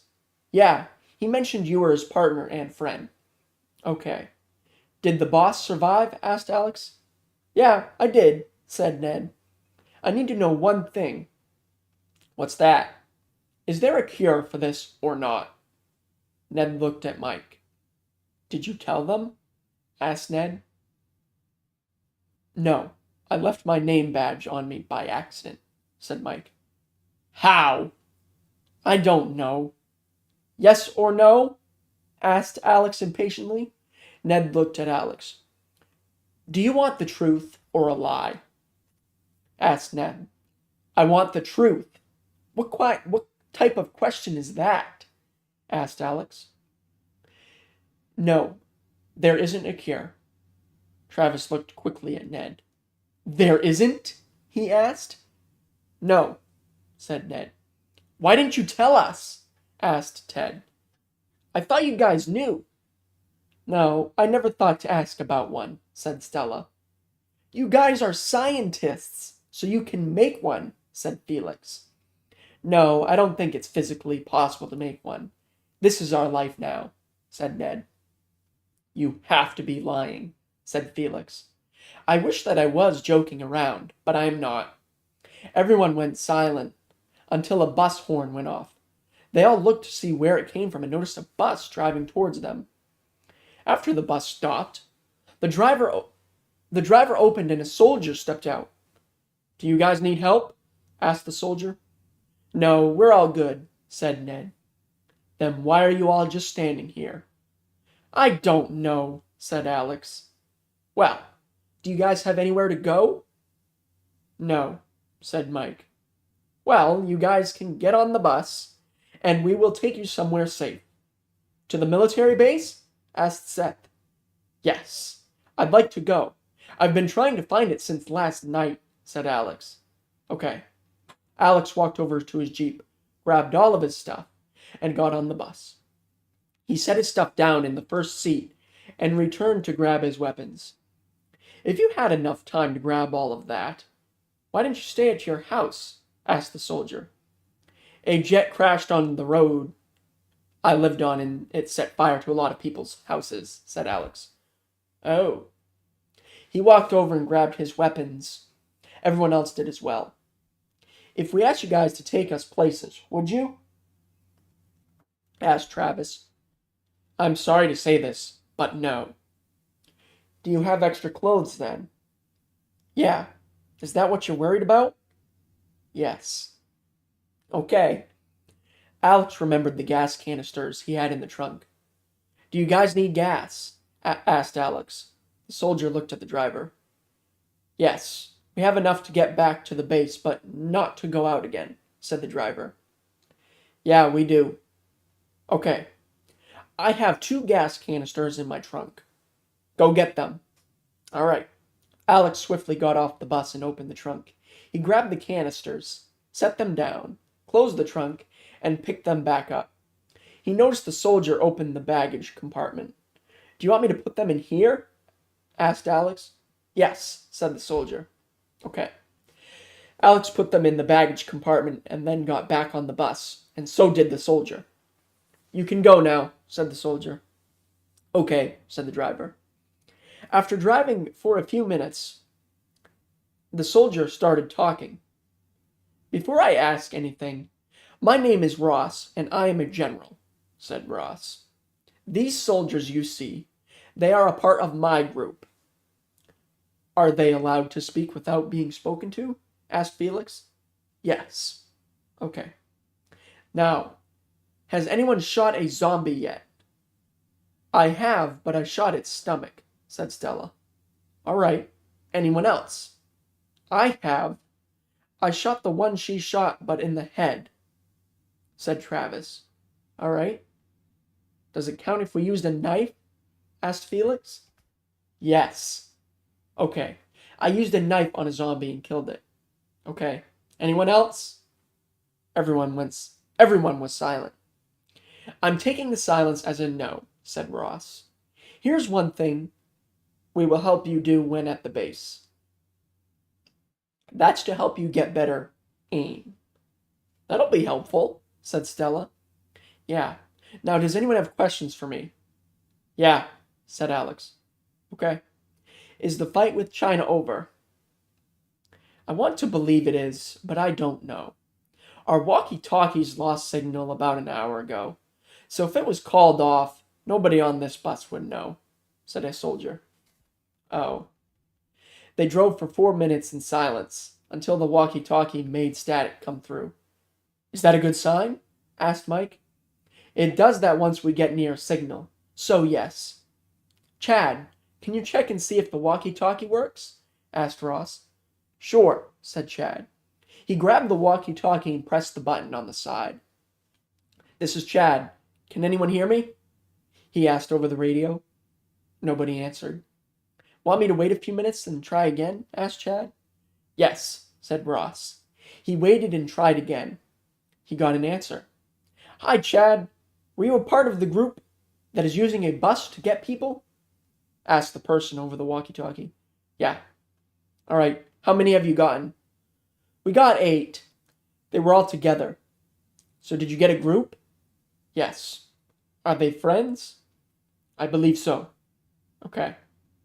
Ross looked at Alex and the rest. "You guys have weapons, right?" asked Ross. "Yeah." "Is that a problem?" asked Mike. "No. I just needed to know. But can I see them?" "Sure," said Travis. He went to stand up. "No, you can remain seated. I'll come to you," said Ross. "Okay," said Travis. Ross walked by everyone's seat and looked at their weapons. "Everything seems good enough to kill a zombie," said Ross. "Should I tell her that everyone has weapons?" asked Chad. "Yeah." "Just to let you know, the people have weapons, so they don't need any when we arrive," said Chad over the walkie-talkie. "Okay, thanks for letting me know," said the woman. Alex looked at Ned. "You're Ned, right?" asked Alex. "Yeah," said Ned. I was wondering if you guys wanted to join us. Are you making a group? Yeah, just people who would stick together. I'm fine with it. I'm sure they would be as well. Okay. Ned looked over. Travis, said Ned. Travis turned around. Yes? He asked. Are you fine with being in a group with Alex and the others? Ted and Stella turned around. Yeah, I'm fine with that, said Travis. So am I. They seem like good people, said Stella. Yeah, I wouldn't mind either, said Ted. All right. Alex looked up at Ross. Where's the base? Asked Alex. It's 20 minutes out of Rockport, said Ross. It is? Questioned Seth. Yeah. I'm surprised they didn't come for the base, said Chad to himself. Everyone went silent. Alex kept his eyes out the window, seeing some zombies. Once they got to Rockport, Alex noticed a lot of zombies. Ross, do you see that? Asked Alex. See what? Asked Ross. The mob of zombies over there. Ross looked over. I see them now. Didn't some people come in jets and blow up zombies? Not that I know of. Chad, ask Zira about it. Okay, said Chad. Zira, last night, did you order some people to fly jets and bomb some towns with zombies? There wasn't a response until Chad was about to ask again. Yes, I did, said Zira. Ross walked over to Chad. Give me the walkie-talkie, said Ross. Okay, said Chad. He gave it to him. Hey, Zira, this is Ross speaking. Okay. Why did you order people to bomb some towns? To get rid of the zombies. Did you not think of the people living there? I did. That's why I told them not to bomb any places unless there were zombies. Ross looked around. The bus driver kept maneuvering around zombies and destroyed parts. Why were the jets only sent to Camden and Rockport? 'Cause Camden was where the outbreak started, and Rockport was beside it. Just because it was a hidden science facility doesn't mean it was caused by it. Ned looked at Ross. Said Ned. What? Asked Ross. That is where it started. How would you know? Ned grabbed his ID from his pocket and showed it to Ross. He walked over to Ned and read it.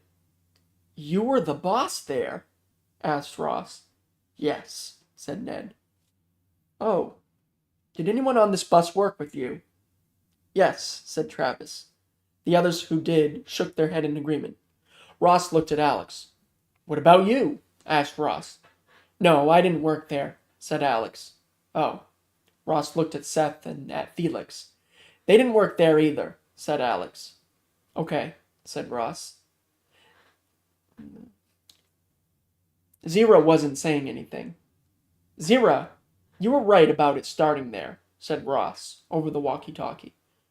I thought I was, because why would something be hidden unless they were working on something that could cause something like this? Asked Zira. You do have a point. I do have a question. Is there a cure? No, said Ned fast. Ross quickly looked at Ned, and it looked like he was about to cry. There isn't? Asked Ross. No, I've been over this twice now. Hello? Asked Zira over the walkie-talkie. No, there isn't one, said Ross. Oh. Ross looked back at Ned. It's not possible to make one, said Ned. Oh, said Ross. He sat down and stopped talking on the walkie-talkie. Alex saw a large mob. Those people in the jets missed a lot, said Alex. Ross looked out the window. That, or they caused more zombies to come here, said Ross. Sound does attract zombies, said a soldier. Ross looked over. I haven't heard you speak much since we got on this bus, said Ross. I don't talk a lot. That's all right. They drove in silence for a few minutes until Alex noticed something out the window. Is that my mom's place? Alex questioned to himself. He noticed that his mom's house was blown up. Only a piece of it stood still. He knew she was slow, so he considered the worst. She was dead. Alex felt like crying and quickly looked beside him. "Seth," said Alex. "Yeah?" he asked. "She's dead." Seth quickly changed seats to sit with Alex. "Who is?" "My mom." "How do you know?" "I saw her house destroyed by bombs." "Do you think she was in there?" "Yes." "Oh." Alex was silent. "Are you going to be okay?" asked Seth. "I hope," said Alex. "Okay. Well, if you need me, I'll be right beside you in that seat over there." "Okay, thank you." "You're welcome." Seth went back to his seat and Alex turned his head to look out the window. The rest of the way there.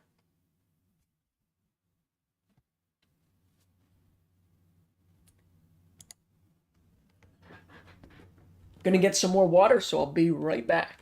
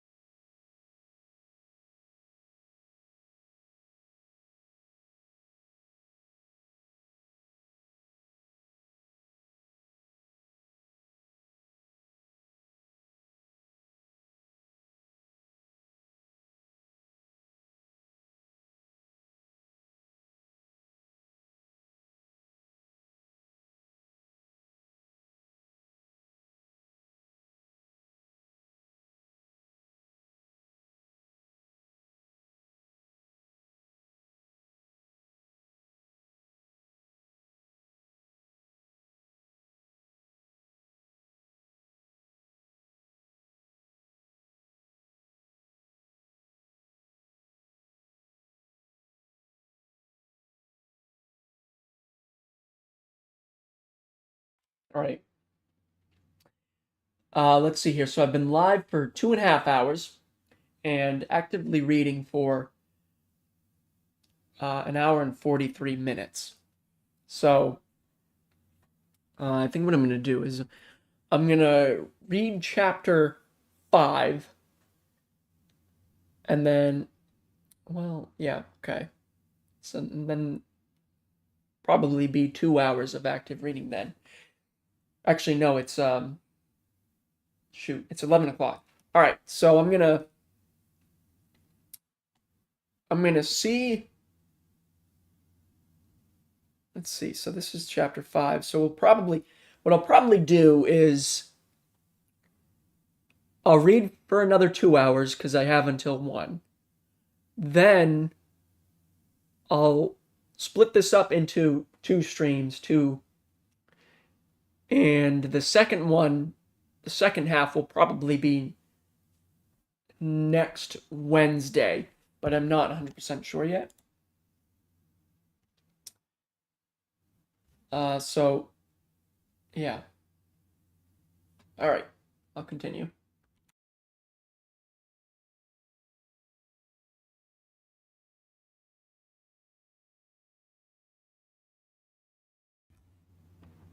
Chapter 5. After almost 2 hours of driving, they arrived at the base. "We're here," said Ross as the bus stopped. Alex was asleep and Seth noticed. He stood up and woke him up. "Hmm?" asked Alex, tired. "We're at the base." "I didn't want to leave you here," said Seth. "Oh, thank you." "You're welcome." Seth grabbed his stuff and got off. Alex did as well. "This place is massive," said Seth. "I agree," said Alex. They walked away from the bus and found Ross. "Where do we go?" asked Alex. "You can go anywhere. I'll show you where you'll be staying." "Also, you guys were the first group that we brought back," said Ross. "We were?" questioned Seth. "Yeah, we do have 3 other buses driving around. One is driving around to find survivors. What about the other 2 buses? Asked Alex. They are taking out zombies. Well, that's good. Yeah. Ross noticed someone walking over. Here comes Zira, he said. Hello, said Zira. Greetings, ma'am. The soldiers from your group are showing the ones you brought to rooms that they can stay at. Okay. I'll do that for these 2 as well. Okay. Zira walked away. Follow me, said Ross. They started walking towards a row of barracks. You guys can have your own or live together. Okay, said Alex. They got to the barracks and went inside one. Here's the living room, said Ross. Alex and Seth stayed quiet. Ross showed them around. Here is the kitchen. Over there by the fridge is by a pantry. They walked into it. This place is nice so far, said Seth. I agree, said Alex. Ross was still in the kitchen. We could live together if you want to, or you could go to that house, said Alex. I'm fine with living with you, said Seth. Okay. They walked back out and found Ross in the living room. I forgot to mention that there was a bathroom right over there, said Ross, pointing over by the TV. Okay. How many bedrooms are there? Asked Seth. 2. That's good, said Alex. Yeah, they also have bathrooms in there. That's even better. Ross started walking towards the door but turned around. I forgot to mention, we have electricity, said Ross. How? Asked Alex. We have a generator. That powers this entire base? Asked Seth. Yes. Okay. Ross walked out and Alex followed. Are our friends down there? Asked Alex. I believe so, said Ross. Okay. Ross walked away and Alex walked back inside. He grabbed his things and went upstairs. Seth was already upstairs. I already looked in the rooms. They both looked the same, said Seth. Okay. Did you pick one, though? Asked Alex. Yeah, this one. Seth pointed to the right of him. Okay. Alex walked into the one Seth didn't pick and set his stuff down. I'll unpack this later, said Alex to himself. He walked back out. How did we get lucky? Asked Seth. What do you mean? Asked Alex. There are a lot of people out there who need help, and we got lucky enough to get here. Yeah. Nobody else found the base either. Yeah. We're getting it easy, while others are scared for their lives. That is true, but at least we're safe. Yeah, I just hope others find this place as well. Same. Alex walked back into his room, grabbed the duffel bag, opened it, and grabbed 2 Pringles cans. It was a good thing I bought that duffel bag, said Seth. Yeah, said Alex. They ate their Pringles and then threw the cans away. You are right, said Alex. About what? Asked Seth. That we get easy and others don't. Oh, I know. Yeah. They went silent for a moment. Alex went outside. Do you want to come with me? Asked Alex. Where are you going? Asked Seth. Just around, find out where things are. Okay, sure. Alex and Seth walked out and saw another bus showing up. Do you want to go up there and see if we know anyone? Asked Seth. Sure, said Alex. They walked for 5 minutes, got to the bus, and watched as the people got off. They noticed 8 people get off and 7 soldiers. Alex looked to see if he knew anyone. He spotted one person. I see someone I recognize, said Alex. Who? Asked Seth. I don't know his name, but I'm going to say hi. All right, that makes sense. Alex walked towards the man and Seth followed. The man noticed Alex. Hi, clerk, said Alex. Hi, Alex. Instead of calling me clerk, my name is Brad. Okay. You knew him by the clerk? Asked Seth.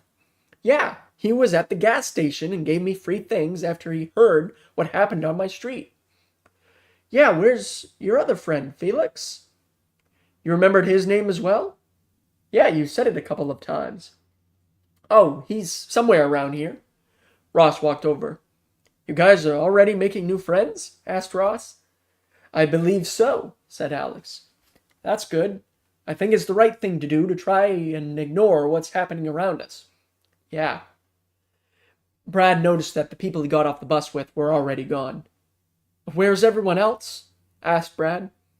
The soldiers that we were on the bus with are showing them where they live, said Ross. Oh, where would I live? The barracks, said Seth. Where's that at? Over there. Seth pointed towards the houses. That's a far walk. You'll be doing a lot of walking now, said Alex. I know. They were silent for a second. Do you guys want to show him a barrack? Asked Ross. Sure. Is the one that's on the left side of mine empty? Asked Alex. Yeah, it is. Okay, thank you. You're welcome. Ross walked away. I'm going to explore for a while and see what's here. Said Seth. All right, I'll show Brad the barrack he could live in. Okay. Seth walked away. They walked towards the barracks. After 5 minutes of walking, they got to the barrack. Did you not have anything? Asked Alex. No, I wasn't at home, remember? Asked Brad. Oh, right. Yeah, it sucks that I was picked to work all night. What do you mean? Our boss picks who works all night, and it was my turn. Oh, did you work all day as well? No, I showed up 2 hours before you showed up. Oh. Yeah. Do you know if they...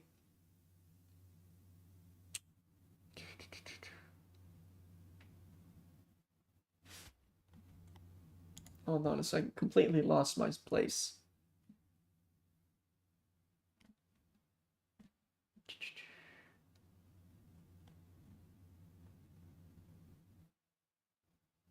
Okay.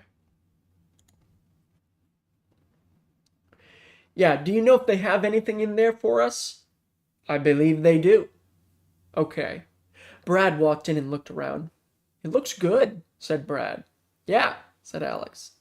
Is everyone's house the same or no? Yeah. Even the inside is the same for everyone? I think so. Okay. There are 2 bedrooms upstairs. Okay. I'm going to go and explore this base as well. Do you want to come? No, I'm going to lie down. I'm going to go lie down. Okay. Alex walked out the door while Brad walked upstairs. Alex walked across and saw 2 buses pull in. He saw 5 soldiers get out of one and 20 out of another. He started walking away when he heard Ross say something. Stan, where's the 15 that was sent with you guys? Asked Ross. We were in Livermore Falls, clearing zombies. Once we thought that we were done, more came, said Stan. How many more? Too many for us to take down. Alex decided to walk away. Ross looked around and noticed Zira was almost behind him. Hi, Zira, said Ross. Hi, what happened to the people who were with him? Asked Zira. He was about to tell me. Okay, how many were there? He said a lot for them. Okay. We thought we cleared the ones that showed up, but more kept coming. Zombies swarmed us, so we had to retreat. Is that when the others died? Yes. Okay. Are you mad at me for not saving them? No, it's not your fault, said Zira. Okay. You should go get something to eat. I will. He noticed that the soldiers around him were already gone. Seemed like the others already thought of that, said Stan. Yeah, said Ross. They walked into a building and walked towards the cafeteria. Ross saw Alex and the others. He walked towards them. Did you guys find this place by yourself? Asked Ross. Yeah, said Seth. Yeah, said Seth. That's good. Mm-hmm. Ross looked at their trays and noticed everyone had something different. Did they let you pick? Asked Ross. No, it's random. Everyone gets something different than the other person, said Mike. Okay. Ross walked away and went to the line. Once he got up there, he was given fries, chips, and a sloppy Joe sandwich. I haven't had one of these in a while. Thanks, Luna, said Ross. You're welcome, said Luna. Ross walked away and sat down with Zira and a few other soldiers. I have a question, said Ross. What is it? Asked Zira. Is the war over? I hope so. You haven't been in contact with any Chinese? No. Why do you hope it's over? Asked the soldier. I don't want my soldiers worrying about dying to a gun. They attacked America, killing innocents. Also, they caused this apocalypse. And you want the war to be over? The outbreak wasn't their fault. They didn't know about it, said Ross. The soldier went quiet. Zira finished her food, got up, put her tray up, and walked away. Ross did the same. He noticed Alex and the others were gone. He went to look for them. He found them outside. Hi, do you remember on the bus I said I'd teach you to shoot and aim? Asked Ross. Yeah, said Mike. Do you guys want to go ahead and do that? Sure, it'll give us something to do, said Stella. Okay, follow me. They followed Ross back inside and walked past the cafeteria. They walked past 2 doors. Are you taking us to a shooting range? Asked Alex. Yeah. Where else would I take you? Asked Ross. Sorry, I know that was a dumb question. That's okay. The group walked in silence for a while. Where is it? Asked Felix. At the end of the hallway. All right. The door slid open once they got to the end of the hallway. It's an automatic door, said Ross. Figured, said Seth. Why aren't the other doors like that? Asked Ned. I don't know. It was the designer's idea, not mine. Okay. They walked in and noticed how big the room was. This place is huge, exclaimed Ted. Yeah, that was my first expression too, said Ross. I'm not surprised, said Mike. How long were you in here? Asked Alex. When I first became a soldier, we were in here for 5 hours every day, training to get our aim better. We could also come down whenever we wanted to practice. Can we do that? Asked Seth. Yeah, if you guys want to. What if we need help? Asked Felix. Then you come to get me or another soldier. Okay. Do any of you guys need anything else? No, said Seth. Okay. Ross went to walk out and Alex followed. I have a small question, said Alex. What is it? Asked Ross. Do you want to become friends? You did say it was the best distraction from the apocalypse. I said that?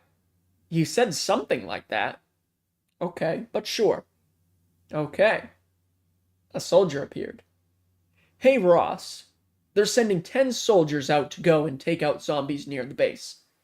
And they picked you, said the soldier. Okay, I'll be down in a few, said Ross. The soldier walked away.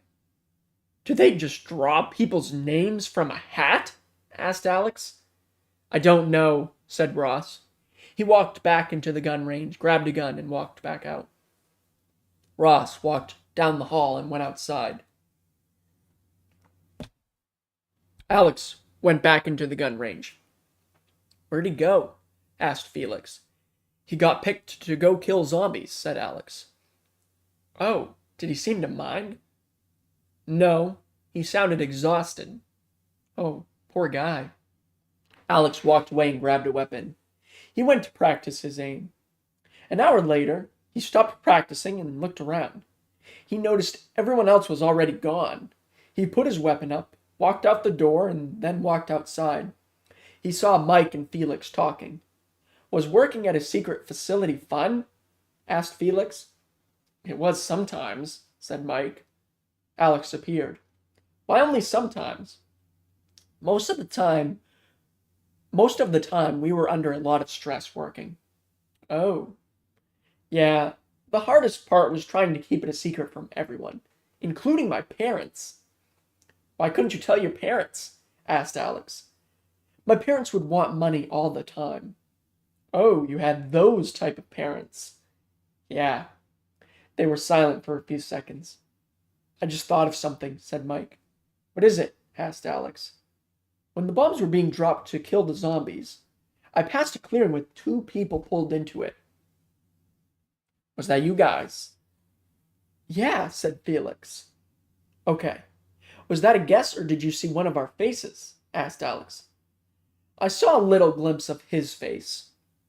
Okay, you have a great memory. No wonder you worked at a secret science facility. Yeah. Does anyone know the time? Asked the soldier behind them. No, my phone is at my barrack, but I think it's almost dead, said Alex. Same, said Felix. Did anyone grab a phone charger? I could have, I just forgot about it, said Mike. Okay. The soldier walked away. I'm going back to my barrack, said Felix. Okay, I might do the same thing, said Mike. Okay, said Alex. Where are you going to go? I want to get my aim better, so I'm returning to the gun range. Okay. Felix and Mike walked away. Alex walked back into the building and found Seth. Are you going back to the gun range? Asked Seth. Yeah, are you? Asked Alex. Yeah. Well, that's good. Best friend minds think alike. Yep. They entered the gun range, grabbed a gun, walked to the firing spot, and started practicing again. An hour later, Seth was done practicing. I think I'm going to go to the barrack and lie down.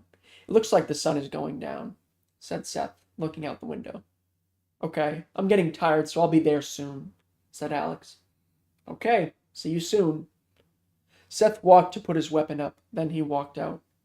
Alex finished practicing his aim and tried to do something else. What if I try to shoot without aiming? Questioned Alex to himself. He tried it, and in addition, he hit the target. He did it again, and the same thing happened. He held his grip and did it again. The weapon didn't nudge out of his hand. I think I'm good, said Alex. He decided to put up the weapon. Alex walked out and went back to his barrack. He walked in and went upstairs. Are you awake? Asked Alex silently. No response. He walked in and Seth was passed out. Alex swiftly walked out and into his room. He got into bed, took off his shoes, and slept.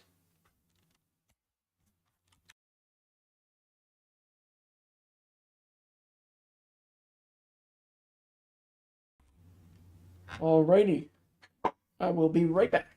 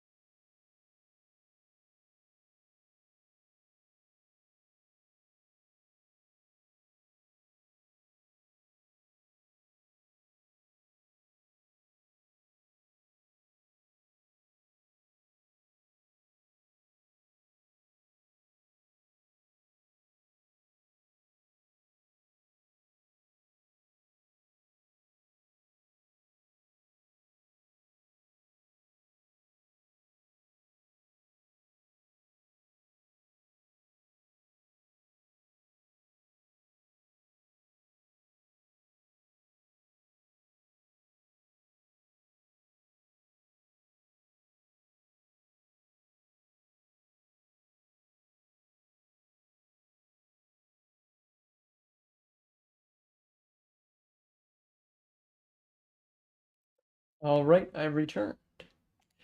I really needed a break there to rest my voice, but I am ready to continue.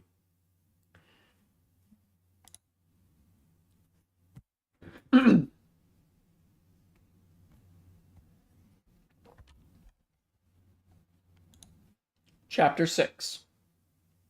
2 weeks later, Ross and the others who went on the bus were back. Alex, Seth, and Felix were at the gun range. Alex was practicing, but the other two weren't. He's been here every day, said Seth. Maybe he's just trying to better himself to protect himself, said Felix. Yeah, you're right. Ross walked in and saw Alex. How many times have you been here? Asked Ross. Every day, said Seth. Okay. He walked over to Alex. Hey, Alex, said Ross. Hi, said Alex. Everything okay? Yeah, I just wanted to improve my aim. That's good. Yeah. I heard you have been in here every day. Is that true? Yes. Okay. How would you like to test your aim on something real? Like zombies? Yeah. I'd like to. When do we go? Right now. Okay. Can I go grab my weapon? Sure, but if you want, you can use that AR. It's yours now. Sweet! Alex grabbed it, walked out, and then went to his barrack to grab the shotgun. Why didn't you ask us? Asked Felix. He's been the only one that's been training his aim a lot, so I think it's a good idea, said Ross. I agree, said Seth. Can I try at least? If you want to, sure. Okay. Felix walked out to grab his pistol. What about you? Asked Ross. What about you? Asked Ross. I'm fine with staying here, said Seth. Okay. Ross walked out. Seth decided to start practicing his aim. He looked around for a pistol and found one. Seth grabbed it and then started practicing. Ross was waiting for Alex and Felix to get back. Once they both arrived back, 4 soldiers appeared. All right, we're going to drive around, look for a large horde of zombies, and take them out, said Ross. Okay, said a soldier. The bus driver was waiting for them. Let's go, said Ross. They got onto the bus. Where are we going? Asked Alex. New Hampshire, said Ross. The bus driver started the bus and started driving. That's a different state. Why would we go there? Asked Felix. It's a 5-minute drive. Oh, is that where you went last time? Yes. I want to make sure there aren't any left from there. Yes, I want to make sure there aren't any left from where I was. Okay. Everyone was silent until they got to their location. Ross looked around. There's a lot more than last time, said Ross. Felix looked nervous and Ross noticed. Are you all right? Asked Ross. Yes. I'm just worried about getting killed. We all are, said a soldier. Oh. Yeah, don't think you're alone. The bus driver opened the door. Let's go, said Ross. Everyone grabbed their weapons, got off the bus. Alex left his shotgun in his seat. They waited for Ross to tell them what to do. Shoot whenever you're ready, said Ross. In an instant, all the soldiers were shooting, hitting zombies' heads. Alex fired with his AR and shot one in the head. They know we are here. Be ready, said Ross. The soldiers got up and started firing. Alex swiftly went back inside, grabbed his shotgun, got off, and ran to the zombies. Everyone was killing zombies besides Felix. What are you doing? Asked Ross loudly. I'm scared, said Felix loudly. You wanted to come. Stop being a baby and kill those zombies. Okay. Felix started firing at the zombies. After 5 minutes, only 15% of the zombies were killed. Ross was firing at zombies when he saw more people appearing. Heads up! Yelled Ross. They looked and noticed the people were shouting. They looked and noticed the people were shooting the zombies. "They're helping us," said a soldier loudly. "That's nice," said Ross loudly. "I'm out of rounds," said another soldier. Ross looked at the soldier, and there were several zombies around him. He got bit, and they quickly got him to the ground and started eating him. Alex was running back to reload and looked over. "Oh, that's gross," he said. The zombies focused on the dead man, so Alex stabbed their heads. Ross started firing at the zombies again. After several minutes, "They're dying down," yelled Ross. Alex realized there were only 20 left. They shot most of them while the other people killed the rest. "Thank you," said Ross. "You're welcome," said the unknown person. "I don't think we could have defeated them without your help," said Felix. "Yeah, we could have," said a soldier silently. Alex heard it but didn't say anything. Ross noticed they were wearing a service uniform. "Are you guys soldiers? Or did you steal those off dead ones?" asked Ross. "We're soldiers," said the unknown person. "Are you from the base in Maine?" "Yes." "Oh, I didn't know that." Yeah, we joined 2 days before all this happened." "That's nice." Ross looked at the dead soldier. Alex did as well. "Do you think he's going to come back alive as a zombie?" asked Alex. "Who knows? Especially with that state he's in," said Ross. Everyone was getting on the bus. The unknown people did as well. The entire way back to the base, Ross kept watching the four of them. Felix was sitting with Alex. "Do you think those 4 guys are bad people?" asked Felix. "I don't know," said Alex. "Look at Ross." Alex did. "What about him?" he asked.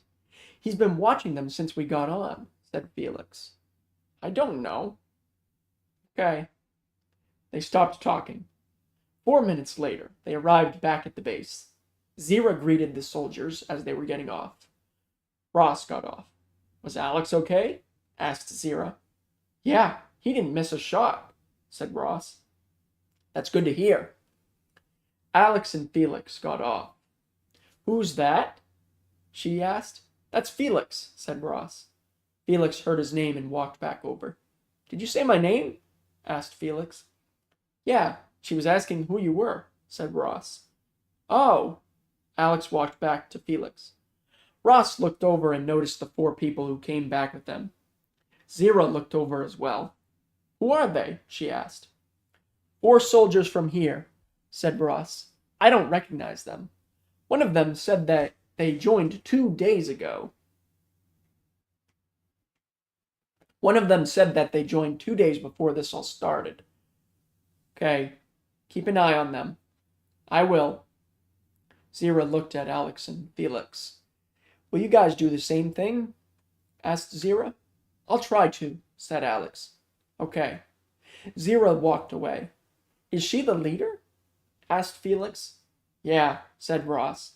"She's not strict like people say leaders are," said Alex. "I know. I was surprised as well." Ross looked over at the 4 people and noticed something.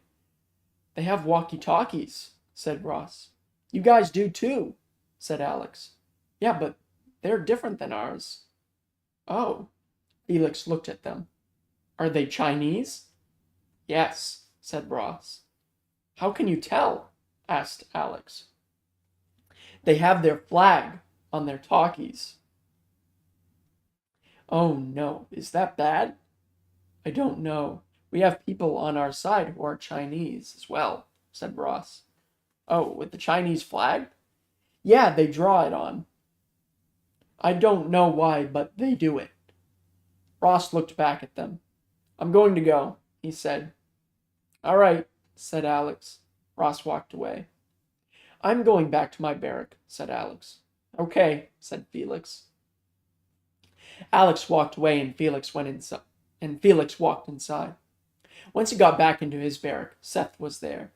"You're back," said Seth happily. "Of course I'm back." "Why did you think I wouldn't be?" asked Alex. I was just worried you'd get bit.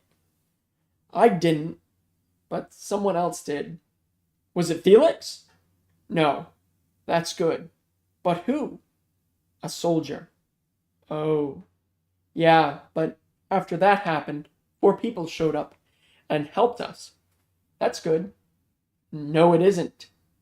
Why not? Ross wants to keep an eye on them. Why? I think he's worried that they're from the Chinese military. Oh, is there a reason? He says their walkie-talkies are different than theirs. What? I have no idea. He said they had their flag on it. Oh. All of a sudden, a siren started blaring, along with the intercom turning on. Crash through those gates, said the unknown voice. 5 minutes earlier, Ross walked up to the command center and found Zira looking through binoculars. What are you doing? Asked Ross. Wait a minute. All of a sudden, the siren started blaring, along with the intercom turning on. Crash through those gates, said the unknown voice. 5 minutes earlier, Ross walked up to the command center and found Zira looking through binoculars. What are you doing? Asked Ross.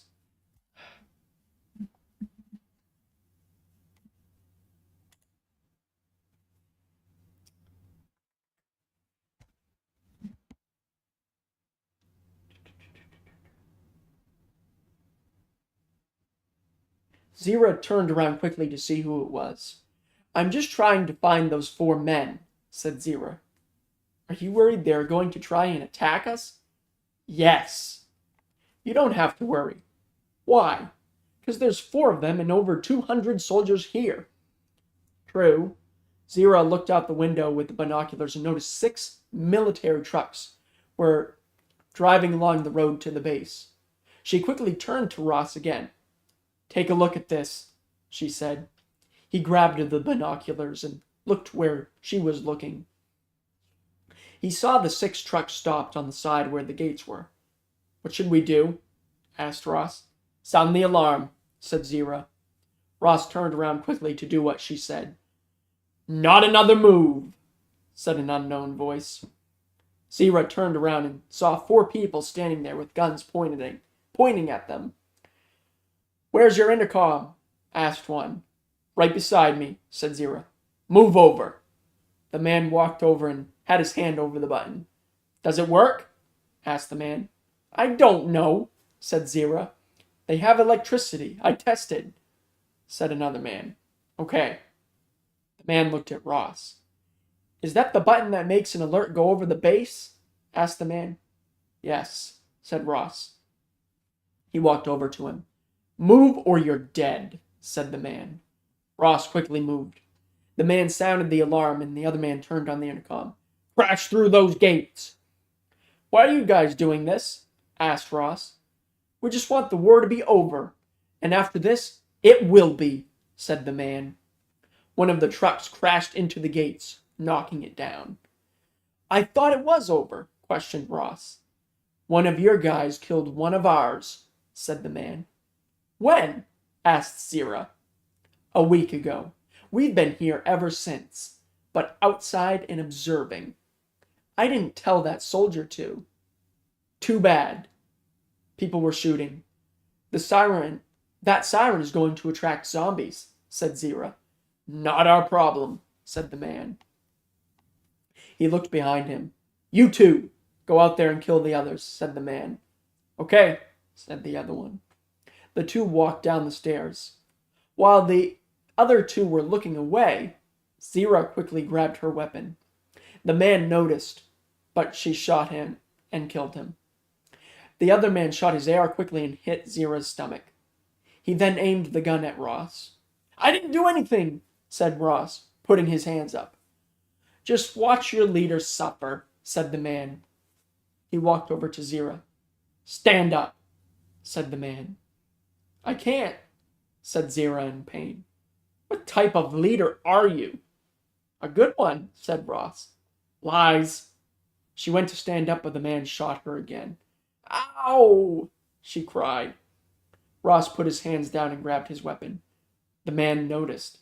"Don't try anything or she dies," he said. "Let me move to the window," said Ross. "Okay." Ross walked over to the window and noticed non-soldiers were dead. "Those people weren't even soldiers," he said. "Doesn't matter if they are soldiers. They will die," said the man. "That's unfair. Those people are innocent," said Zira in pain. Ross turned around. The man quickly shot and killed Zira. "No!" yelled Ross. The man looked at him and shot Ross in the shoulder. Ross shot the man in the head. He quickly put his hands on his wound and watched the man fall. Ross looked down at Zira. "I'm sorry I couldn't save you in time," said Ross. He walked out of the command room and went down the stairs. He heard many people's cries after being shot. They're throwing Molotovs," yelled the soldier running out. Ross walked out and noticed the fire was in the hallway. He quickly walked out and fell. "Rock makes me trip? Really?" questioned Ross to himself. He picked himself back up when he saw someone familiar who was dead. "Felix?" questioned Ross. 3 minutes ago, when Alex yelled for him, Felix was running to his barrack to grab more ammo for his weapon. "Get in here!" yelled Alex. "No, I'm going to fight!" yelled Felix. Before Alex could respond, Felix was in his barracks. He ran back out to go and fight. He shot and killed a few Chinese soldiers. Felix went behind a wall, and his mind was racing. "I never wanted to kill a person," he said to himself as he was panicking. "I had to, though. They were going to kill me." After a few seconds, he stopped panicking and came out of hiding. He shot more, but injured them. He saw Ted hiding and ran over to him. "Do you have a weapon?" asked Felix. "Yes, I just don't want to die," said Ted. "I'm going to fight them." "Okay, go back to the barrack. I'll cover you." "Thanks," said Ted. Felix, who got up and started to run and fire. He watched as Felix was running and got shot in the leg. "Ow!" he cried, tumbling to the ground in pain. A Chinese soldier walked up to him. "Please don't," begged Felix. "I'm sorry. I'm just doing what I was told to do," said the soldier. "Please, I've done nothing wrong. I always wanted to die old, not to a gun." The soldier ignored his cries, and he shot Felix in the face. After a minute, Ross appeared and found the soldier standing over Felix. He turned around and saw Ross. The soldier took a shot and hit Ross in the stomach. He took off running and shot him in the back, making him stumble down. Ross walked over, ignoring everything else. "He wasn't a soldier," said Ross. I know, said the soldier in pain. "I'm just following orders." "I don't care." Ross shot the soldier in the heart. The soldier was dead, and Ross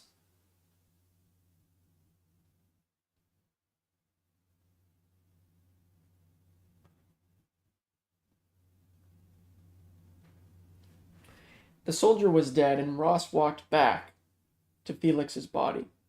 "You didn't deserve to die like that," said Ross. He covered wound, then looked up and saw Ted and quickly went to him. "Are you okay?" asked Ross in pain. "I am." Ted looked over. "Whoa, are you all right?" asked Ted. "No, my vision is getting blurry. You're losing too much blood." "I know." "Felix is dead," said Ross. "I saw." The gunfire was still happening, and a few bullets went over Ted. "I killed the guy who killed him." Ross was struggling to talk. "I found him dead." Ted looked at the body. "He was covering for me to run, but he got killed, so I acted dead," said Ted. "Run!" yelled the soldier, running past Ted. The soldier got shot. "Ah!" he yelled. "You need to get back to your friends," said Ross. "You're my friend. I can't leave a friend bleeding out," said Ted. "I'll be all right." Ross was struggling to breathe. "Get to your friends, now!" Ted didn't have a decision. He listened to Ross and started running. "After him!" yelled the Chinese man. Ross turned the wall and fired at the Chinese soldiers. Ross kept peeking the wall, killing 5 Chinese soldiers when he got shot in the leg from the side. He fell. The other ones stopped firing, knowing he was done for. The soldier who shot Ross walked up to him. He noticed it was one of the 4 men. "You got out. That means you killed them," said the man. "Yeah," said Ross in pain. "They killed the leader, didn't they?" "Yes." "Okay." The soldier aimed for his head. "You have great aim," said Ross. "Thank you," said the man. He killed Ross. Ted ran to his barrack, went up to his room, grabbed his weapons, and ran out. He dashed to Mike's. He opened the door and looked for him and the others. He didn't find them, so he quickly ran to Alex's barrack. He ran in and went upstairs, where he found everyone. Travis looked up. "You're alive!" said Travis happily. Everyone else looked up. "Did you see Felix?" asked Alex. "Yeah, I did," said Ted. "Is he all right?" asked Seth. Ted looked at Alex and then back at Seth. "No, he's not alive," said Ted. "He's not?" asked Alex. "No, Ross is dead as well." Alex had a blank stare. "Are you all right?" asked Seth. "No, Felix saved me. If it weren't for him, I would have been in my destroyed house, burned to a crisp," said Alex. "I'm sorry," said Travis. "It's all right." Mike was sniffing. "Are you crying?" asked Ned. "No. I smell fire," said Mike. "So do I," said Stella. Alex got up and looked out the windows. "The soldiers are setting the barracks on fire!" he exclaimed. "What?" questioned Seth. "It's the Chinese soldiers," said Ted. Alex could smell the fire as well and saw a glimpse of a flame. "Get to the back door," he said quickly. Everyone grabbed their weapons. Alex grabbed his guns and the duffel bag. The group ran out of the back door. "Where do we go?" asked Mike. "I don't know," said Alex in a panicked voice. They kept running along the fence until they found a hole in the fence. The gunfire continued. "Go through!" yelled the soldier. They listened. One by one, they quickly went under the fence. They started running to make sure they wouldn't get killed. After 5 minutes of running, they didn't hear the gunfire. "Where do we go now?" asked Travis. "I don't know. We just walk," said Alex. "Okay. We need to get further away," said Seth. "Why?" asked Mike. "Zombies have better hearing than us, but I don't know the radius." "Oh." Seth looked at Alex. "Are you all right?" asked Seth. "Yeah," said Alex. "Are you sure?" "Yes, I'm sure." "Okay." Alex looked up. "Have your weapons ready." "If you have a weapon that doesn't make noise, use it," he said. "Okay," said Ned. They walked in silence for a while. Ned looked at the sky. "It's about to be dark," he said. "I see a building over there. We could go to it," said Seth. "Sure," said Alex. "Okay." They got to the building. Mike opened the door. "Make sure that no zombies are in any of the rooms," said Alex.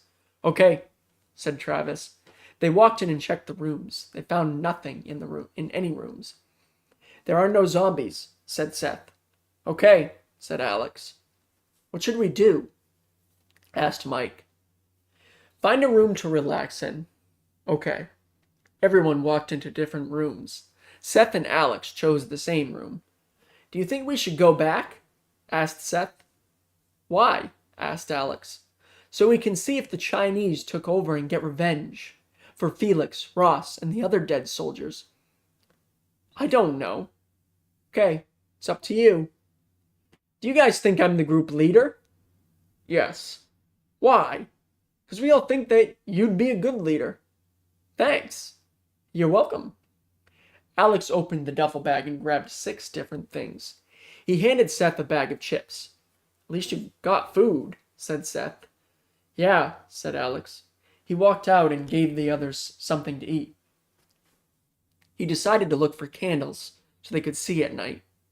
After searching cabinets for a few minutes, he found some and a lighter. Alex walked back into other rooms and set them in there. He walked back and grabbed a bag of Chex Mix. Ted walked in.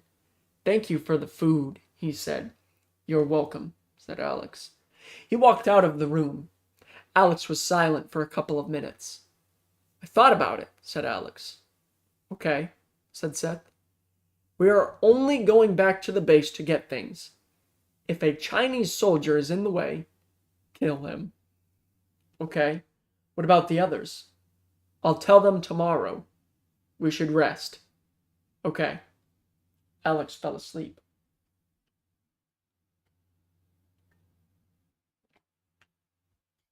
Chapter 7.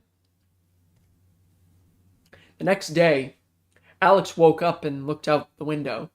He noticed the sunrise. That's pretty, said Alex, looking at it. He walked out to see if anyone else was awake. He found Ted looking out the window. Is there something out there? Asked Alex. Yes, said Ted. What is it?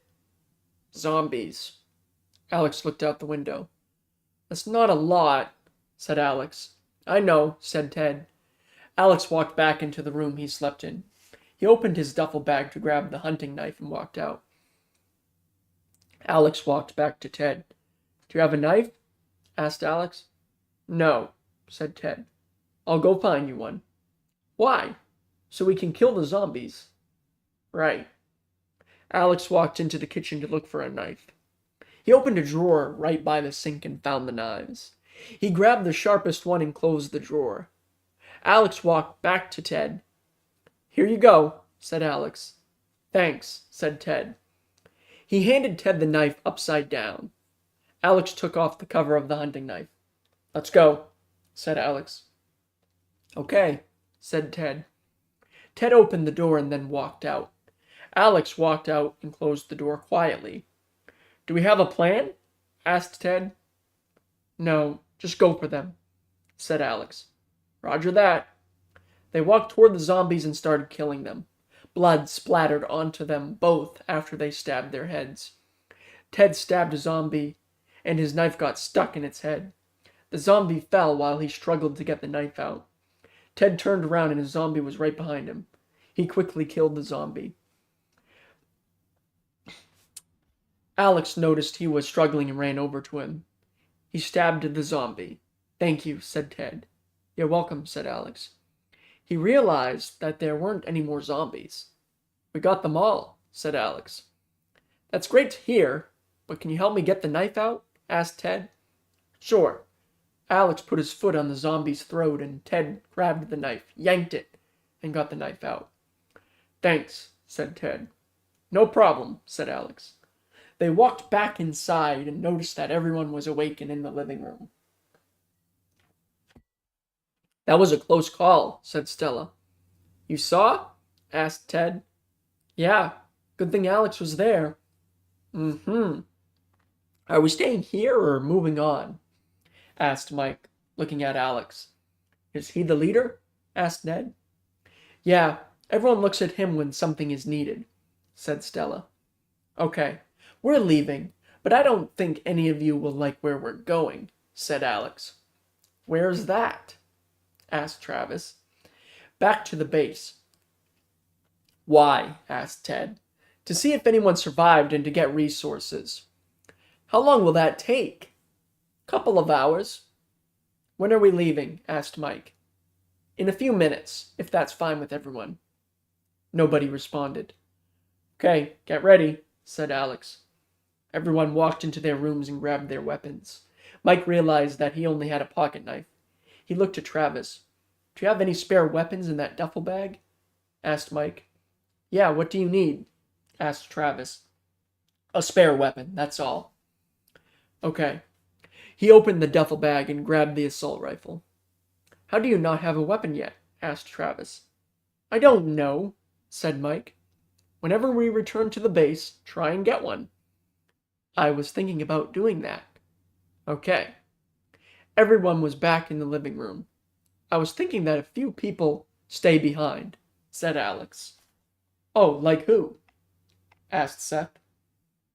He looked around. I'll stay behind, said Stella. I will as well, said Ned. Okay, said Alex. What's the reason for it? Asked Travis. So nobody comes in here and steals our stuff. Okay. They left the house. Why would he think someone would come in and steal stuff? Asked Stella. Someone might. You never know anymore, said Ned. Okay, that makes sense. While walking to the base, they were silent for a while. There might be a lot of zombies there. Make sure your weapons are ready, said Alex. Okay, said Seth. I have a question, said Ted. What is it? What if a human tries to attack us? Alex thought about it. Try to get away from the person, said Alex. What if we can't? Asked Mike. Try to hurt them. And if that doesn't work? Asked Travis. If it comes to that, kill that person. Okay. I know none of you want to do that. I don't want to either. Yeah, but if you have to, it can't be stopped. I know. I'm just worried that they'll be quicker than me, said Ted. Oh. Everyone went silent. After 30 minutes of walking, Alex could see smoke. We're close, said Alex. That was a fast walk, said Seth. Seemed like it. Are we going to go through the entrance? Asked Travis. No. The fence would be down by now, said Alex. Why would the fence be down? Asked Travis. The zombies could have forced their way through after all that gunfire. Oh. Yeah. They got closer to the base. Alex noticed he was right after they walked up the hill. Alex noticed he was right after they walked up the little hill. That looks like many forced entries, so watch out, said Alex. Roger that, said Mike. They walked through the destroyed fence. Alex looked around. He noticed that the zombies were killed. The remaining soldiers killed the zombies, said Alex. How do we know if they were American soldiers? Asked Seth. We don't. Mike looked at everything that was destroyed. Did anyone leave anything behind? Asked Mike. Yes, a lot of things, said Alex. He looked at where his barrack used to be. He started running over to the destroyed barrack, and the others followed. Once he got there, he started looking for one thing. What are you looking for? Asked Seth, after catching up.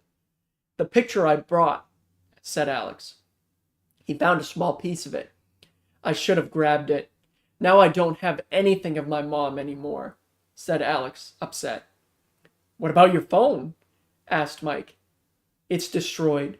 I left it here too. What did you save? Asked Travis. My duffel bag and weapons. Oh, what about your flashlight? I left it here as well. We'll be walking in the dark. Great, said Mike quietly. I have one. Never mind. I left it in the bunker, said Ted. Even better, said Travis. Alex looked at where the main place is. The main building is partially destroyed. Maybe there's stuff we can grab, he said. Here's to hoping, said Seth. They quickly walked over there. Seth kept looking at the dead zombies and saw a dead person. There's Felix, said Seth. Alex looked over. He died a fighter, said Alex. He got killed trying to cover me, said Ted. Travis noticed Ross was near him. There's Ross. Seth looked over. Maybe Ross was going to save Felix, he said. No, he was also covering me so I could get back to you guys, said Ted. Oh, said Mike. These two went out heroes to save the same stranger's life. Indeed, said Seth. They walked towards the only building standing. Alex opened the door and held it open to let the others go. This building could collapse any minute, said Mike. Doesn't look damaged enough for that to happen, said Travis. Alex looked at him. Do you want to go to the gun range with Mike to find him a weapon so you can have yours back? Asked Alex. Sure, but how'd you know he had mine? Asked Travis. I heard you guys talking. Ah. Mike and Travis walked towards the gun range. Alex heard a footstep from the cafeteria. Someone is in there, he said. Seth looked into the room beside them. I don't see anyone, said Seth. They're hiding. They wouldn't be out in the open, said Alex. He walked into the cafeteria. The others followed. They walked around to find where the footsteps were coming from. Mike walked past a door and heard another footstep. Alex, come here, said Seth. He walked over. What is it? Asked Alex. They're behind that door, said Seth quietly. Okay. Alex had his shotgun ready. He opened the door. He heard someone move and quickly aimed the shotgun. Alex saw that it was the cafeteria lady. He could see that she was scared. We're friendly, said Alex. The lady looked at Alex. I remember you, said the lady. That's good. I heard Ross say your name was Luna. It is. Okay. Should we leave this room? Yeah. You can come with us, said Seth. Thank you. Luna stood up and they both left. They went back to the group. I have a question, said Luna. What is it? Asked Alex. Did Ross make it out of here? I wish he did, but he got killed. He did? Yes, I'm sorry. Luna looked upset. Are you going to be okay? Asked Alex. I don't know, said Luna. How long did you know him? For 18 years. That long? Yeah, since freshman year in high school. That's a long time. I know. They got quiet. Mike and Travis were at the gun range. Did you find a weapon you used to practice with? Asked Travis. Yeah, said Mike. Okay. After a while, he found the gun, ammo, along with noticing a duffel bag. Isn't that what you and Alex have? Asked Mike. Travis looked at it. Yeah, he said. Is it good? Asked Mike. Yes, it carries a lot. Okay. Mike walked over and grabbed the duffel bag. He went back to the weapons. Mike put the assault rifle in the duffel bag and then grabbed the shotgun. He then grabbed the ammo for the shotgun. Should we go back to Alex? Asked Mike. Yeah, said Travis. They walked back towards the group. Who's that? Asked Mike. This is Luna, said Ted. Oh, I remember you, the nice lunch lady, said Travis. Yeah. Alex looked at Mike. Did you get a weapon? Asked Alex. Yeah, an assault rifle and a shotgun, said Mike. Is it in the duffel bag? Yeah. Okay. They went quiet for a minute. Did you guys find anything in the cafeteria? Asked Travis. No, she told us that all of it needs to be cooked, said Ted. Oh. Nobody needs to worry. I have stuff we can eat, said Alex. Where? Asked Travis. In my duffel bag. Seth remembered. Isn't it all full of junk food? He asked. Yeah, but we have food. Good point. We still have electricity. I can cook food for you guys, said Luna. How do you have electricity still? They didn't touch the solar panels. That's good. Do you guys want me to cook you something? No, I don't want us to get caught. Okay. They were silent for a few minutes. Just to let you all know, there are still Chinese soldiers out there. If any of them see or hear anything, all of them will run over. How would you know? Asked Mike. I hit my toe and yelled loudly. Oh, that's a good reason. How many are left? Asked Alex. 20. Are there any American soldiers left? Asked Seth. From what I saw, they're all dead. Alex remembered the clerk. Is Brad still alive? Asked Alex. I remember that name. Was he one of the new guys before we got attacked? Asked Luna. Yeah, I know who he was. That's good. I was talking to him before this happened. Did you see what happened to him? A lot of people ran out, including him. I ran to the back. I looked out the window and I saw him get shot in the leg. Did he survive? Asked Alex. Yeah, but after he fell, I watched a soldier run over and shot his head. Alex went quiet for a few moments. Felix and Brad were the last two people I saw before the bombs dropped, said Alex. I'm sorry, said Seth. It's fine. Luna heard a footstep. Get hidden, she said quietly. Why? Asked Ted. The soldiers are nearby. She quickly walked into the cafeteria, then the kitchen, and got into her hiding spot. The others followed but hid in different locations. Alex saw the doors open. I saw 5 people walk through those doors 10 minutes ago, said a person. 2 Chinese soldiers walked into the cafeteria. Are you sure? Asked the other soldier. Positive. Okay. The two soldiers left the cafeteria and went down the dark hall. Why are they speaking English? Asked Seth quietly. So people think they aren't the enemies, said Travis quietly. Oh, so the people will come out of hiding? Yes, said Mike silently. Alex looked at Ted, who was covering his mouth. Are you okay? Asked Alex quietly. No, I got a sneeze, said Ted. Pinch your nose, said Mike silently, but quickly. I did. It won't work. Travis was about to speak, but it was too late.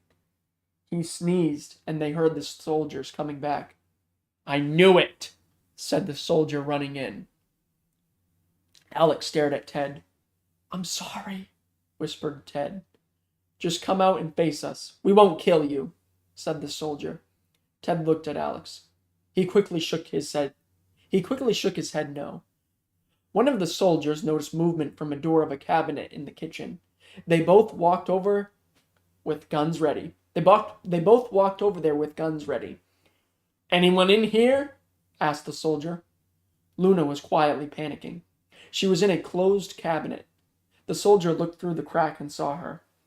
He walked away, pretending not to see her. There's a person in that cabinet, said the soldier quietly. Okay, want me to open it? Asked the soldier. Yes, I'll have my gun ready.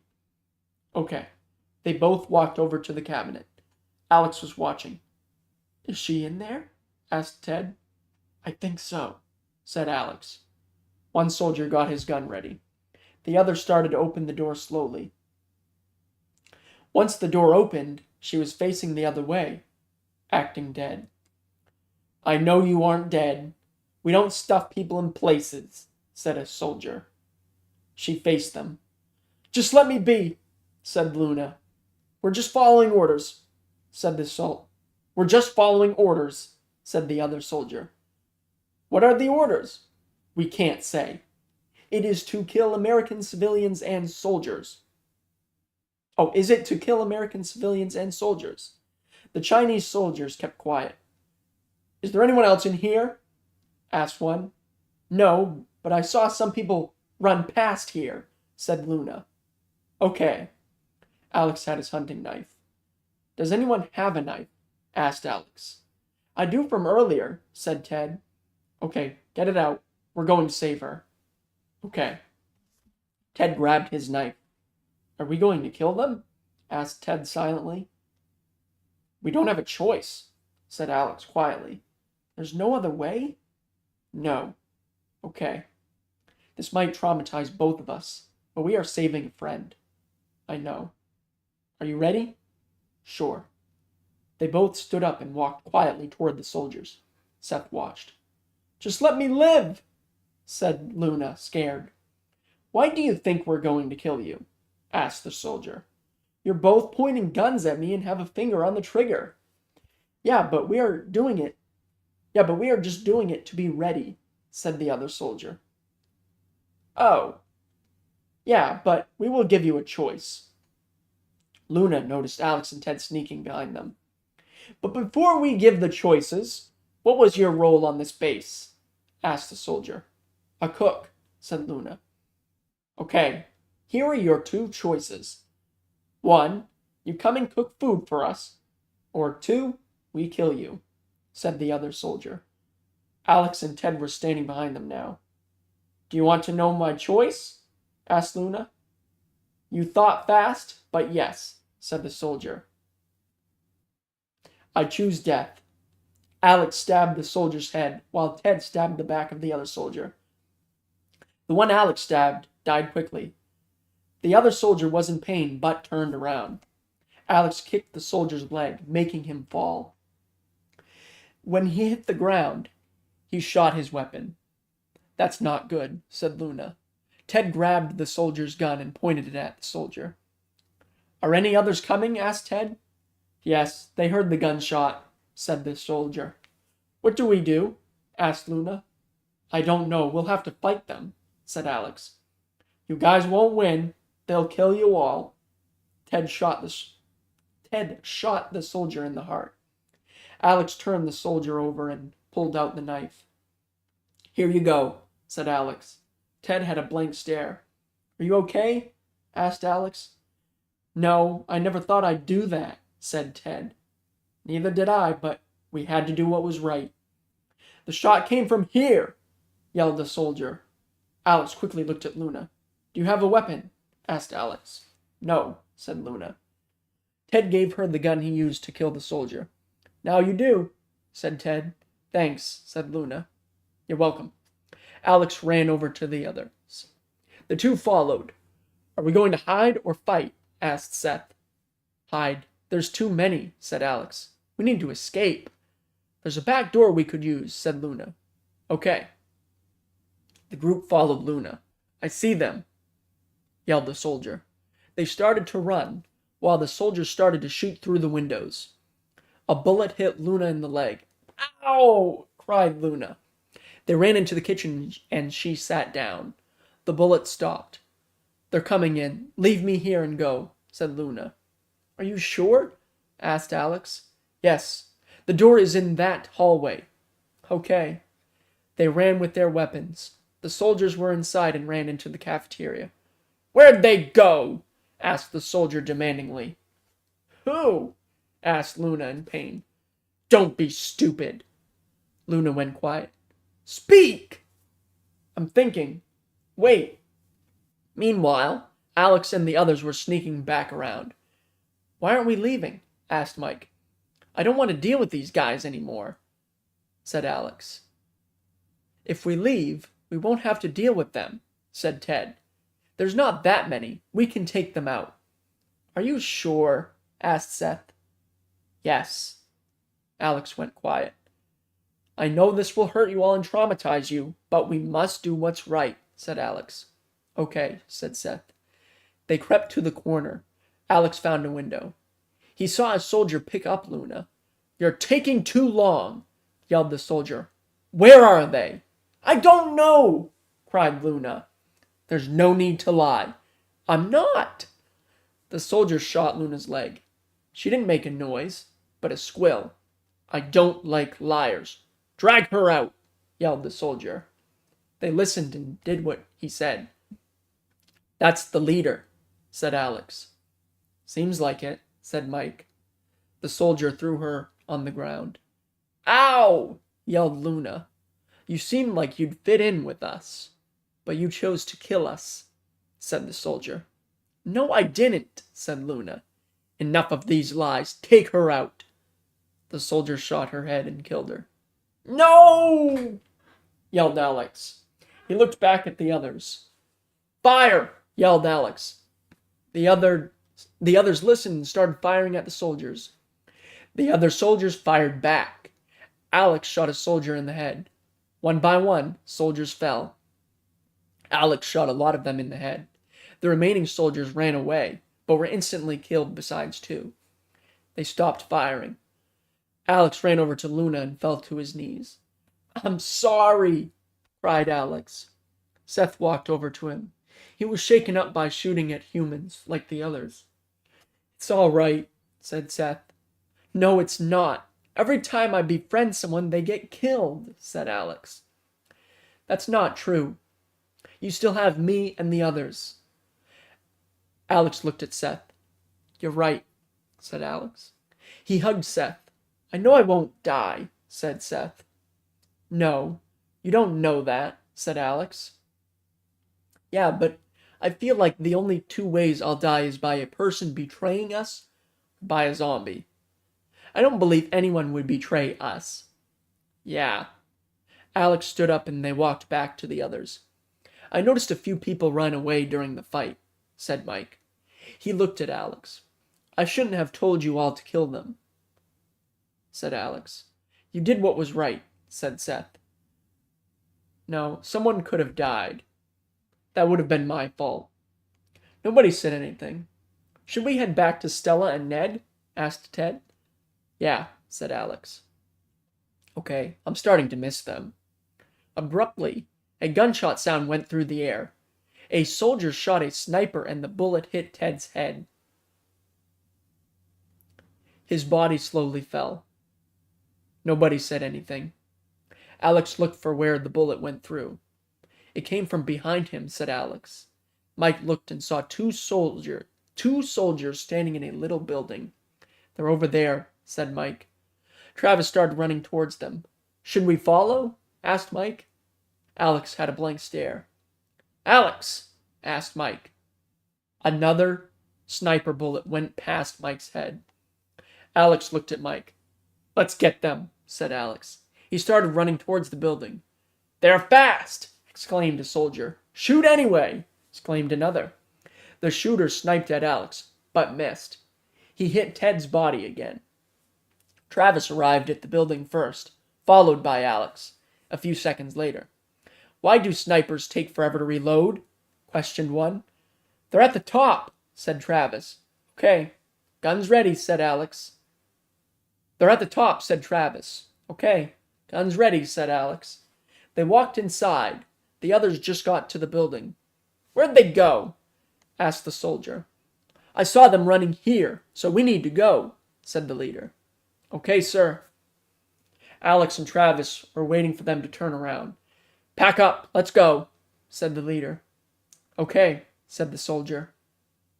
Once they were done, the two last Chinese soldiers were ready to go. Everyone was there now. They turned around and were greeted with guns. Hello, said Travis. The soldiers put their hands up, dropping their stuff. Why'd you guys kill him? Asked Mike. His orders, said the soldier. He wasn't a soldier, just a regular guy. That doesn't matter. Everyone here should be dead, said the leader. All right, go ahead and try to shoot one of us, said Alex. The leader went for his pistol, but Alex shot his hand. Ow! Cried the leader. Wrong decision, said Alex. He shot the other soldier in the head. The leader looked at the dead body. Seth stared at Alex. Now, apologize and I'll let you live, said Alex. For what? Asked the leader. All these people's lives that got ended because of your order. They just wanted protection. Yeah, but... Alex cut him off. If you didn't order the jets to blow up places, none of this would be happening. The leader went quiet. I'm sorry. Okay, you can go, said Alex. Thank you. He started walking towards the group. No, jump off the building, said Alex. What? Asked the leader. You heard me. The leader hesitated. He went back to the edge. Also, one more thing, said Alex. What? Asked the leader, turning around. Apologizes don't matter for killers. He shot the leader in the stomach. Umph! The leader cried. He fell backward. The group heard the sound of his body hitting the pavement. Oh my, said Seth silently.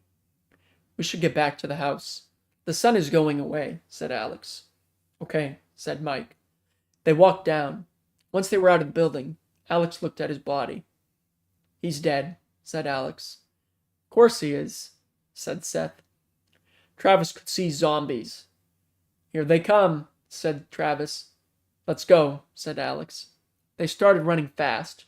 Once they got to the broken down fence, the group walked down the hill and then ran toward the building. While running, Alex kept thinking about how Ned and Stella would react. Everyone was starting to slow down when Mike saw a horde of zombies. "Anyone else see it?" asked Mike. "Yeah," said Alex. "What are we going to do?" "Go around them." Seth looked and saw the zombies as well. "That horde looks massive. What if they're on the side as well?" asked Seth. "We take them out," said Alex. "Okay." Once they got near the horde, the group got off the road. "Did they hear the gunshots from the base?" asked Travis. "Yeah, they're coming towards us," said Alex. "Do we have enough ammo for all of them?" asked Seth. Alex thought about it. "Let's run through it," said Alex. "What?" asked Travis. "You heard me. What if someone else dies?" asked Mike. "As long as someone is smart, nobody will have to worry." "Okay. You guys want to?" "I guess." "Okay." Alex ran through towards the horde first. The others followed. Grrr! While the group was running through, they could hear the zombies trying to bite them. Alex was out first, but continued running towards the building. One by one, the others came out and continued running. Nobody realized that a person was missing. Alex was at the building and went inside. Ned and Stella ran into the living room with guns ready. "It's just me," said Alex, closing the door. "Okay, we didn't know," said Ned. "That's all right. Did anyone try getting in?" Seth opened the door. He was with Travis. "Yeah, zombies tried," said Stella. "Is the door not sturdy enough?" asked Seth. "No, it's broken," said Ned. "That's not good," said Travis. The rest showed up. Ned noticed 2 people were missing. "Where's Ted and Mike at?" asked Ned. Alex noticed that Mike was gone. "I don't know where Mike is," said Travis. "I was with him for a moment while running," said Seth. "Where's Ted?" asked Stella. Nobody said anything for a moment. "I'll tell them," said Travis. "Okay," said Alex. "What happened?" asked Ned. "We killed the rest of the Chinese soldiers. 2 escaped the fight. After a few minutes, Ted got sniped in the head after the fight was over." "What?" asked Ned. "Yeah, Alex killed them after we found them." Stella was silent. "Is she okay?" asked Alex. "No, that was her best friend," said Ned. "Yeah," said Stella, stuttering with her words. "Did Mike get killed?" "Not that I know of. Maybe he got lost," said Travis. "Yeah," said Ned. Alex looked out the window. "The sun is going down," said Alex. "Yeah, this was a long day," said Travis. "Every day feels like that," said Ned. Alex stretched. "Will anyone be mad if I lay down?" asked Alex. "No," said Travis. "Okay." Alex walked away. Travis looked at Seth. "Is he okay?" asked Travis. "I don't know. I feel like he's changed since the start of this," said Seth. "Oh. Yeah, he always forgave someone if they did the same. He never liked hurting anyone either." "Oh. Yep." Alex walked back out and had food for them. He gave them their food. "Thank you," said Travis. "You're welcome." He looked out the window. "Does anyone want to go look for Mike?" asked Alex. "If he doesn't appear in a few hours, then yes," said Travis. "Okay." Alex went back into his room. Seth looked at Ned. "He's changing," said Seth. "That's not good," said Ned. Travis looked at Stella. "Are you going to be okay?" asked Travis. "I don't know. He helped me when I first started working at the facility," said Stella. "I understand. Mike and I started together and became best friends after a while." "Yeah." Everyone was silent for a few minutes. "I'm going to go lay down," said Ned. "I'm about to do the same," said Stella. "Okay," said Travis. They walked into their rooms.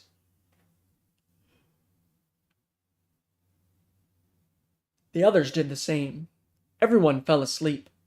Nobody was awake to watch and see if Mike would return.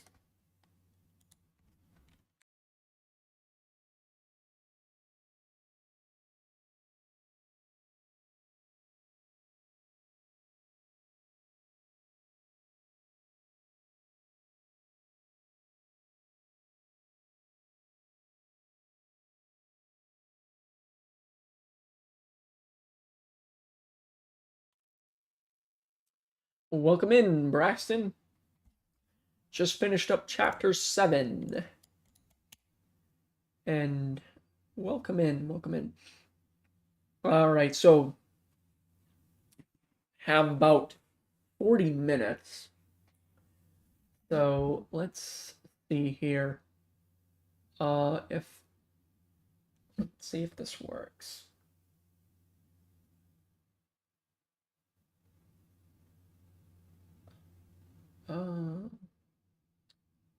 No, I don't want to do that. I just need to see how long chapter 8 is. You know what? I think I'll have time to read it. So, all right, chapter 8. Here we go. Chapter 8. A couple of hours later, the front door opened and it fell. Alex and the others woke up and grabbed their weapons and ran in. Alex and Seth aimed their guns at the person. "Whoa! It's just me!" said Mike, nervously. Alex stopped aiming. So did Seth. "I'm glad to hear that," said Travis. He walked over to Mike and hugged him. "You've never done that before," said Mike, confused. "I was worried you were dead," said Travis. He let go. "What happened?" asked Alex. "While we ran through the horde, a zombie almost bit me.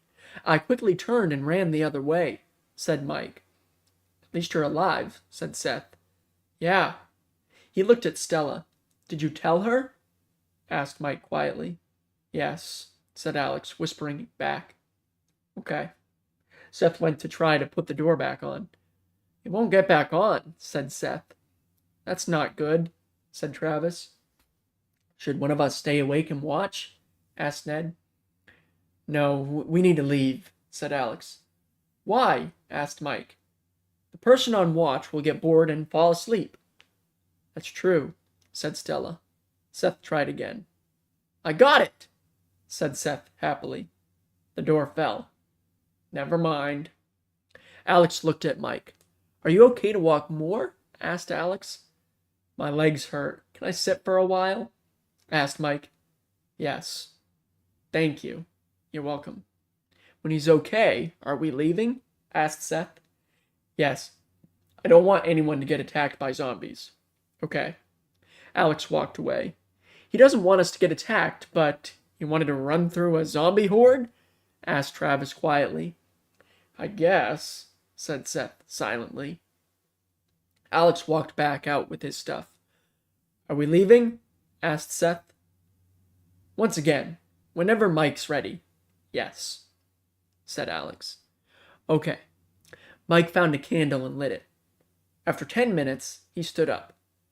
Everyone had grabbed their stuff. "How'd you get back without a flashlight?" asked Travis.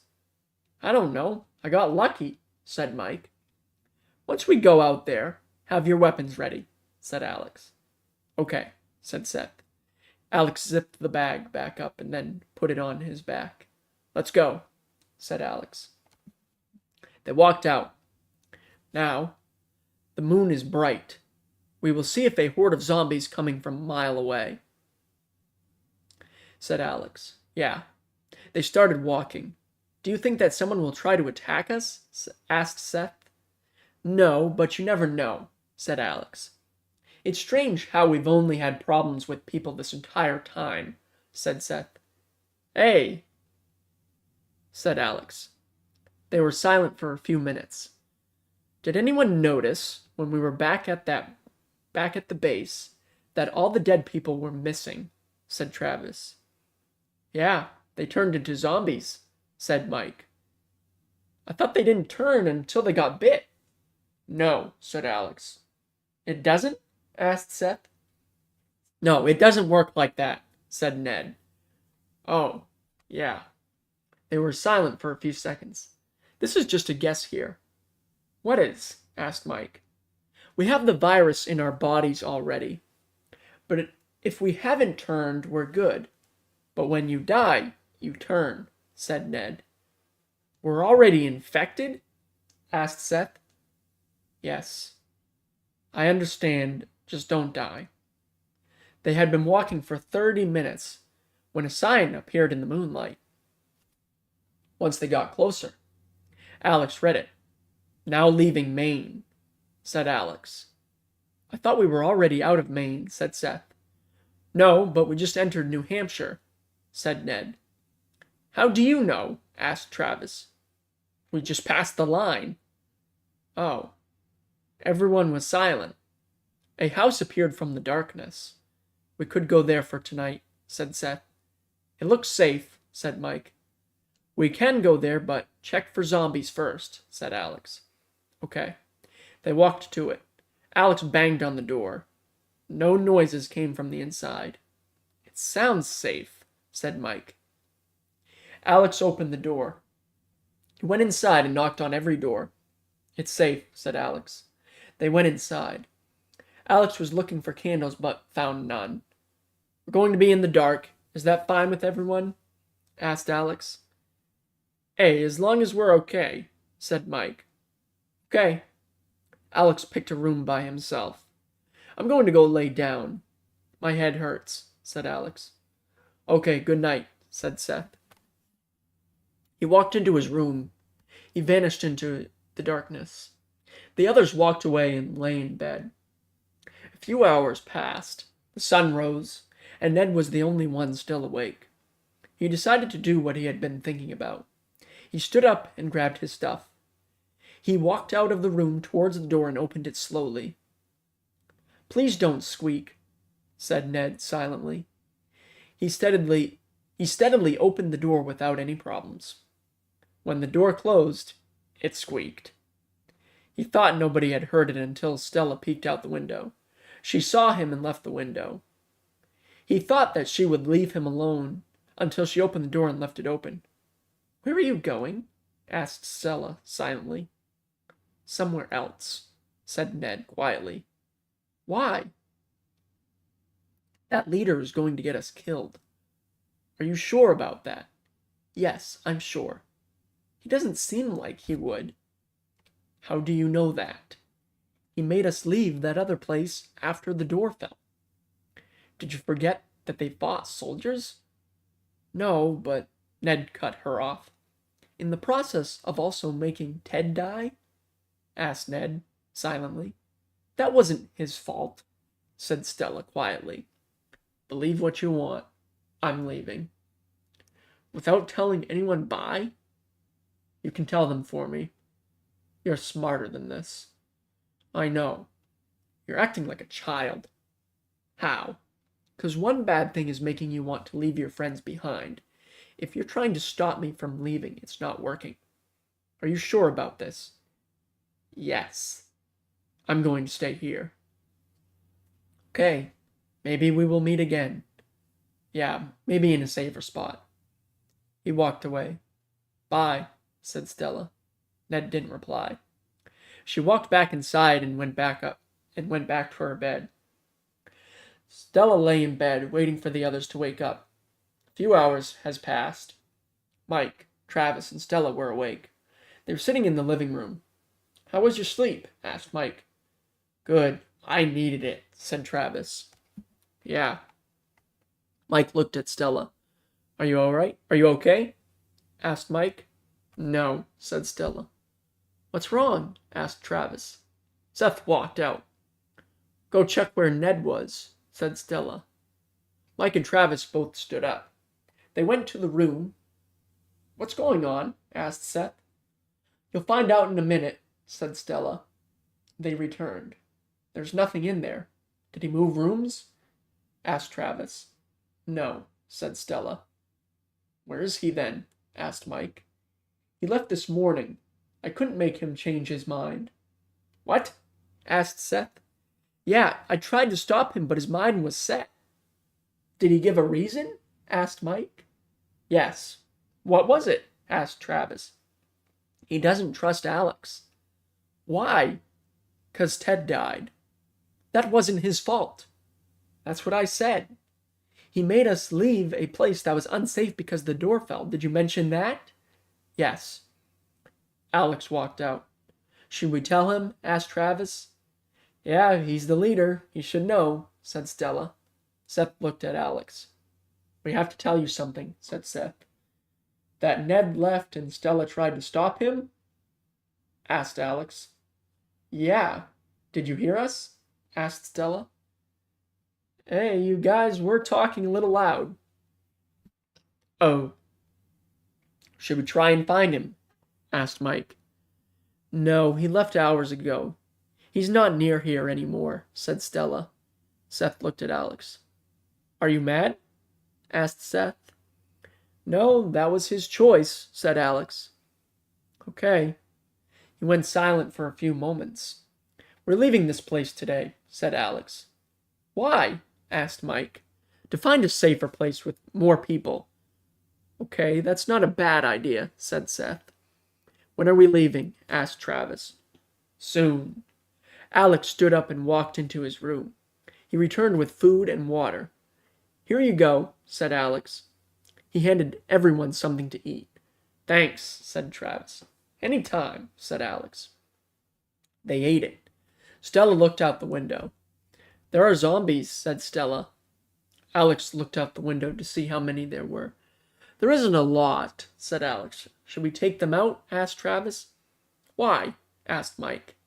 So more won't show up and turn it into a horde. Yes. Alex went back to his room and returned with his knife. Anyone want to help? Asked Alex. Yes, said Mike. Okay, grab a knife. Roger that. He grabbed his knife. They walked out the door. There's only 4, said Mike silently. It'll be easier, said Alex quietly. The zombies noticed them and started limping toward them. Wait for them to get to us, said Alex. Okay, said Mike. They got closer. Now, said Alex. Mike walked up to one and stabbed in its head. And so did Alex. He moved out of the blood's path. This is gross, said Mike, looking down at his shirt. Yeah, try to move next time, said Alex. Okay. Mike stabbed the other zombie's head and moved. He didn't get blood on him this time. Alex already killed the other one. I didn't get it on me that time, said Mike. That's good, said Alex. He looked towards the trees and noticed smoke. There's black smoke, said Alex. Mike looked. Doesn't it mean a house is on fire? Asked Mike. Yes, said Alex. He kept looking at the black smoke. The only building that's nearby is the one we were in before, said Alex. Do you think it's on fire? Asked Mike. Hey, let's get back inside. Okay. They walked back inside. What were they staring at? Asked Travis. Seth was looking out at the back window. They were looking at the black smoke, said Seth. Alex and Mike were back inside. The smoke is from the building we were recently at, said Mike. How do you know? Asked Stella. That's the only building nearby, said Alex. Oh, how would it catch on fire? We didn't have lighters or anything like that, said Travis. It could have been the candle in my room. I didn't put it out, said Mike. That's it, but it's okay. Seth looked at Alex. You made the right choice, said Seth. Looks like I did, said Alex. If it weren't for you thinking it was unsafe there, we'd be in a fire right now, said Travis. Yeah. Alex started thinking. We need to go if the fire is spreading. It'll get to us because of how dry it is outside, said Alex. Okay, said Mike. Everyone went to their rooms, grabbed their things, and met back in the living room. Let's go, said Alex. The group walked out the door. Alex looked for the black smoke. The fire's closer, said Alex. It's a good thing you noticed it, said Mike. Hey. After a few minutes of walking, they were far from the house. "How many people do you think are infected?" asked Seth. "Are you asking me?" asked Alex.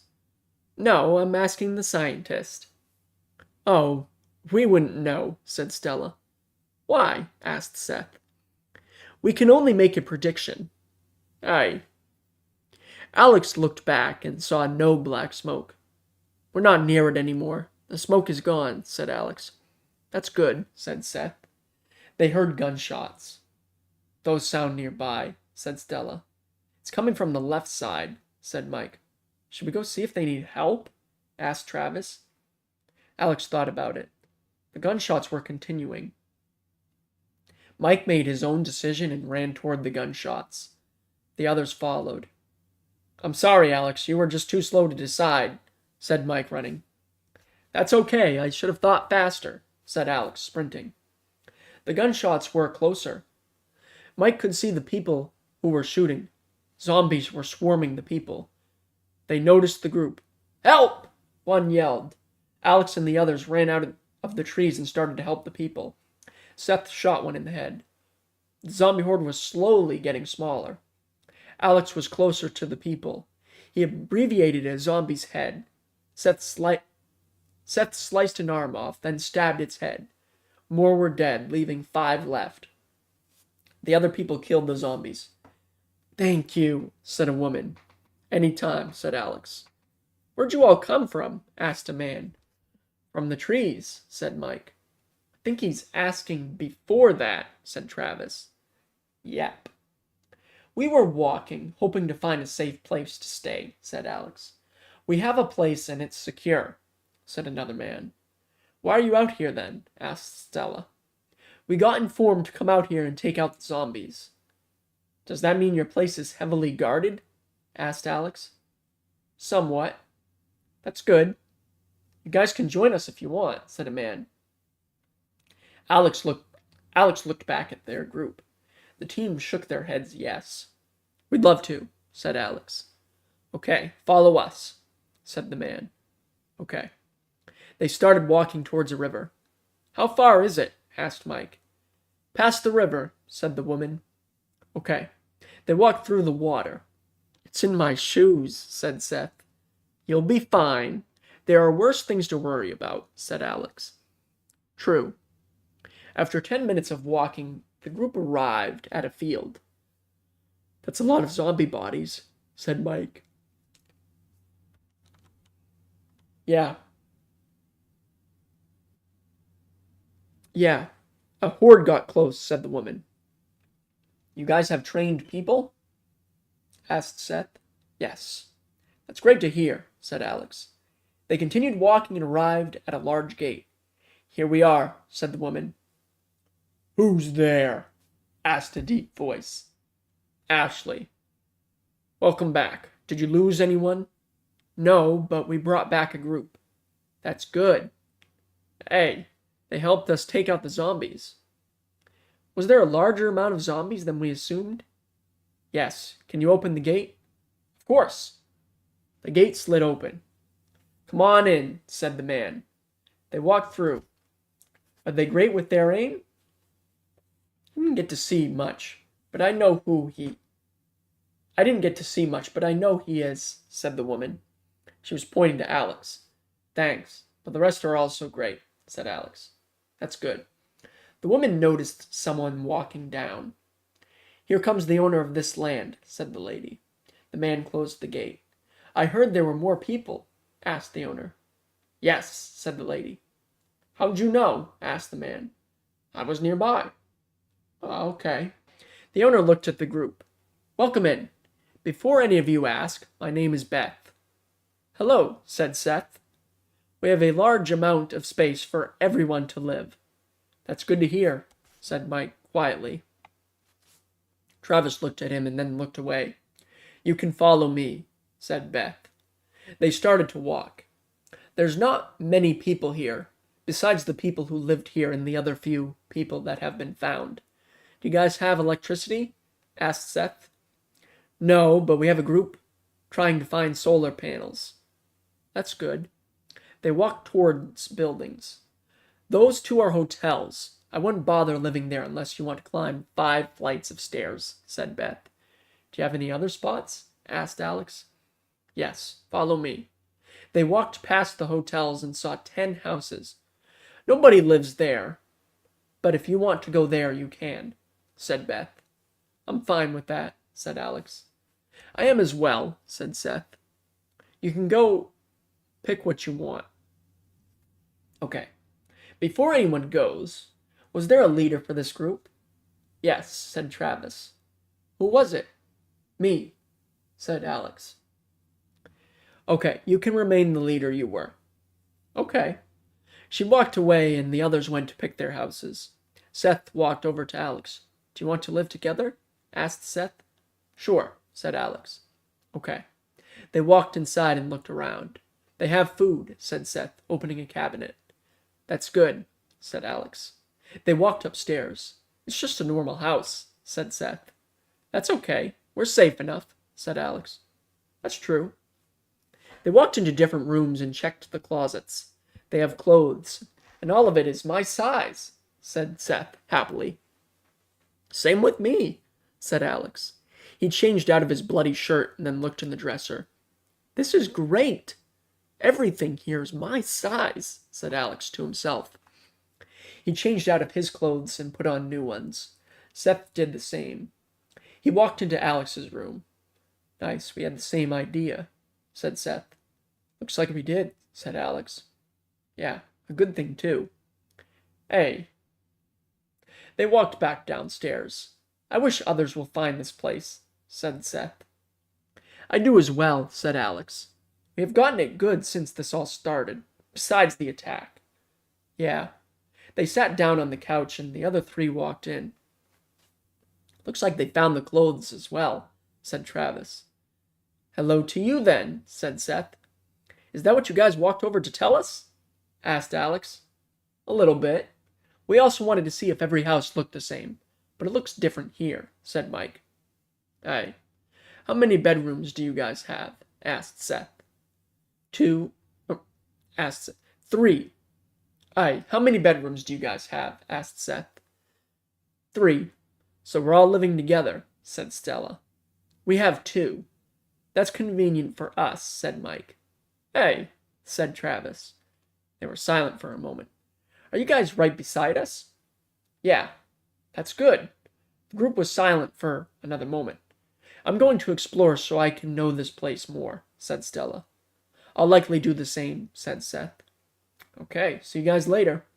Stella walked out the door. I think this place will be safe for a long time, said Mike. I do as well, said Travis. Alex saw Beth outside. I'll be back, said Alex. Okay, said Seth. He walked out the door. I'm going to explore and see what they have here, said Mike. Okay, said Travis. Mike walked out, and so did Travis. I should do the same, said Seth to himself. He walked out.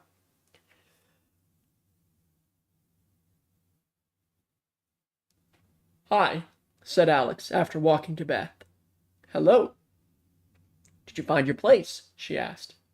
Yes, it's great. That's good. I can see you found the clothes. Hey, that made me wonder if people lived there before. People did live here, but weren't here when this started. Oh, yeah. Alex noticed Beth had a watch. Does the watch tell you the day? Asked Alex. Yes, it does, said Beth. She looked at it. What day is it? Asked Alex. May 8th. It's only been 3.5 weeks? Yep. Is that all you wanted? No. What time is it? 4:40 p.m. Okay. I can't believe it's been 3 weeks. It's felt longer. I understand that. Anyways, where's the group that brought us in? I saw the girl in the middle of town. I can take you to them. Thanks. What about the others? I don't know. Okay. Alex followed Beth toward the center of the town. He looked around at everything. Did a lot of people live here? Asked Alex. Hardly, said Beth. I don't understand. This place was built about 2 months ago. Wow. Yep, not many people know about it. That's nice. Alex noticed a wall that was around the town. Alex noticed a wall that was around the town. Was this supposed to be a gated community? Asked Alex. Yes, said Beth. It came in good time. Aye. Alex went silent. They continued walking towards the center of the town. Is everything all right? Asked Beth. Yeah, I'm just thinking about my friends who died recently, said Alex. Oh, how many died? 5. Were they a part of your group? 2 were. The others were friends from the base. Oh, yeah, they all died to guns. How? Did they shoot themselves by accident? No, my group was at a fort before this. It got attacked and a large number of people died, including 5 of my friends. I'm sorry. It's all right. The 2 was silent until they saw Ashley. There she is, said Beth. Thanks, said Alex. Any time. Beth walked away and he walked towards Ashley. Hi, is everything okay? Asked Ashley. Yeah, I want to know something, said Alex. What is it? Can I join you guys next time whenever you go and kill zombies? Sure, more help is better. Thanks. No problem. I've seen your aim and it's one of the greatest I've watched. Thanks. I practiced a lot. Oh, when did you practice? Alex told her about the fort. I'm sorry it's gone now, said Ashley. It's okay, said Alex. He looked around. I have one more question, he said. What is it? Asked Ashley. Why didn't you guys have solar panels before? I have no idea, although I suggested to Beth to get them after they finished building. Oh. She started thinking about it a month ago, but forgot about it until now. I understand. Yeah. Do you know the time? Last time I knew it was 4:08. How long ago was that? I have no idea, but Beth knows. I know. They were silent for a moment. Alex started getting nervous. She noticed, but didn't say anything. I'm going back to my house, said Alex. Okay, said Ashley. He walked back the way Beth brought him. After a few minutes of walking, he passed the gate. Alex looked over and noticed someone injured, being carried by another group. It can't be. Is it him? Questioned Alex. He looked closely at the person to see if he was right. It is.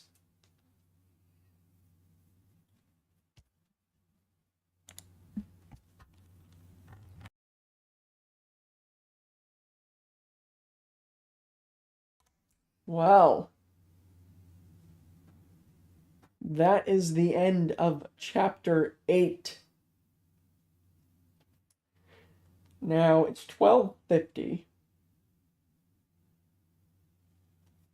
Okay. Let me see how long chapter 9 is real quick.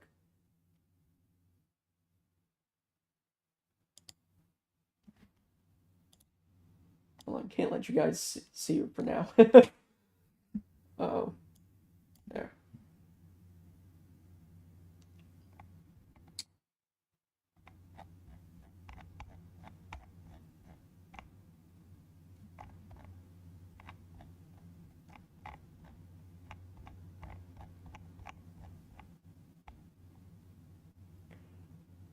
All right, it's 4 pages, so I'll read chapter 9 and that'll do it for today. All right, here we go.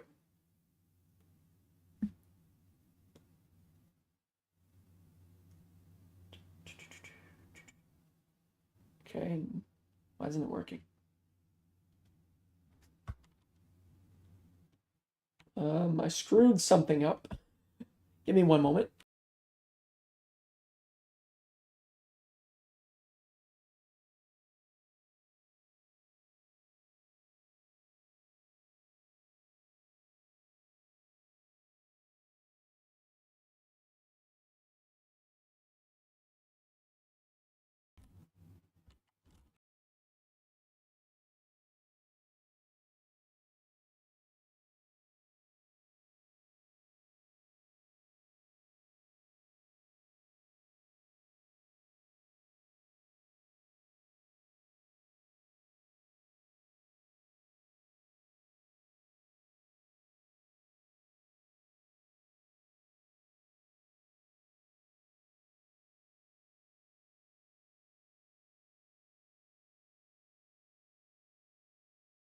Chapter 9. After Ned left, he walked into the woods. "Thanks to the moon, I can see," said Ned, staring at it. "Maybe I'll find somewhere safe." He walked through the woods and found a little hut, but zombies were near it. He pulled out a knife and then looked back at them. "Why are they just standing there?" asked Ned to himself. He looked closer and noticed their eyes were closed. "Are they asleep?" He moved and stepped on a stick, breaking it. Uh-oh. The zombies started moving towards him. One by one, he killed them all, getting blood over his shirt. "This smells so bad," he said to himself. He went to open the door when he heard more zombies from inside. Ned moved his hand from the door and looked at the tree beside him. "Appears good enough to me," said Ned silently. He went to climb the tree. "I haven't done this since I was a kid."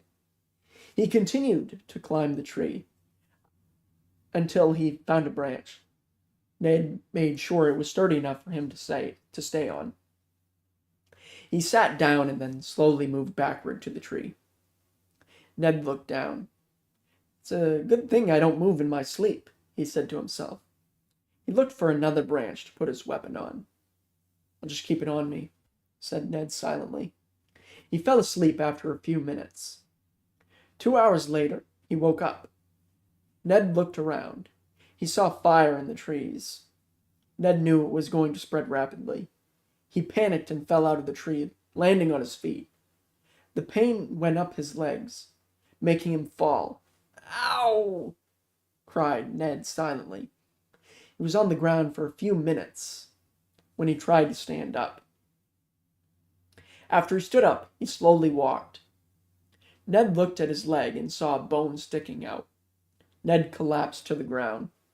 After a few minutes, he heard people running.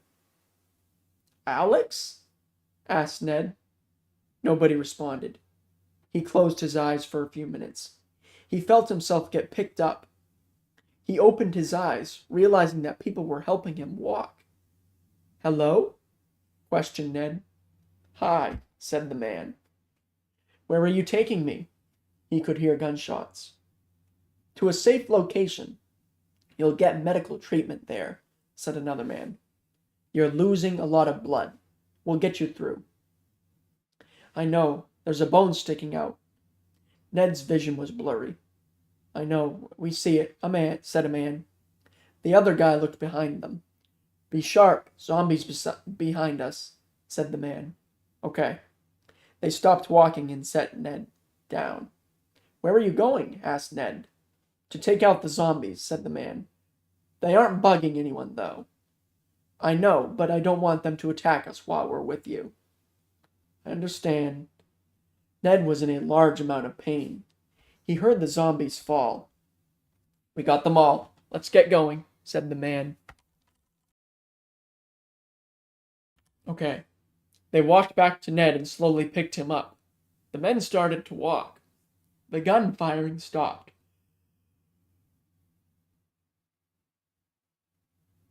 They were silent for a few minutes. "My name is Ned." "Nice name. My name is Ryan." "I'm on the right. His name is Ben. He's on the left." "Okay." They walked through the field. "This many were coming?" questioned Ryan. "It looks like it," said Ben. The two slowly walked across the creek with Ned. "That's cold," said Ned. "Sorry," said Ryan. "It's fine. Where am I going?" "Somewhere safe," said Ben. They were silent the rest of the way. After a couple of minutes, a different voice spoke. "Who's there?" asked the voice. "Ben and Ryan. We have someone injured," said Ben. The gate opened and the person walked out. "What happened?" asked the person. "We don't know," said Ben. "I fell out of a tree," said Ned silently. "How?" "I assume the fire." "I assume the fire," said Ryan. The person noticed the bone. "Get him inside," said the man. The two slowly walked him through the gate. Ned noticed Alex was quickly walking over. "Where is medical?" questioned Ryan. "Follow me," said Ben. "Hi," said Alex, happily. He realized a bone was sticking out. The two helping Ned walked him toward the first building before the gate. What happened? Asked Alex. He fell out of a tree, said the man. What?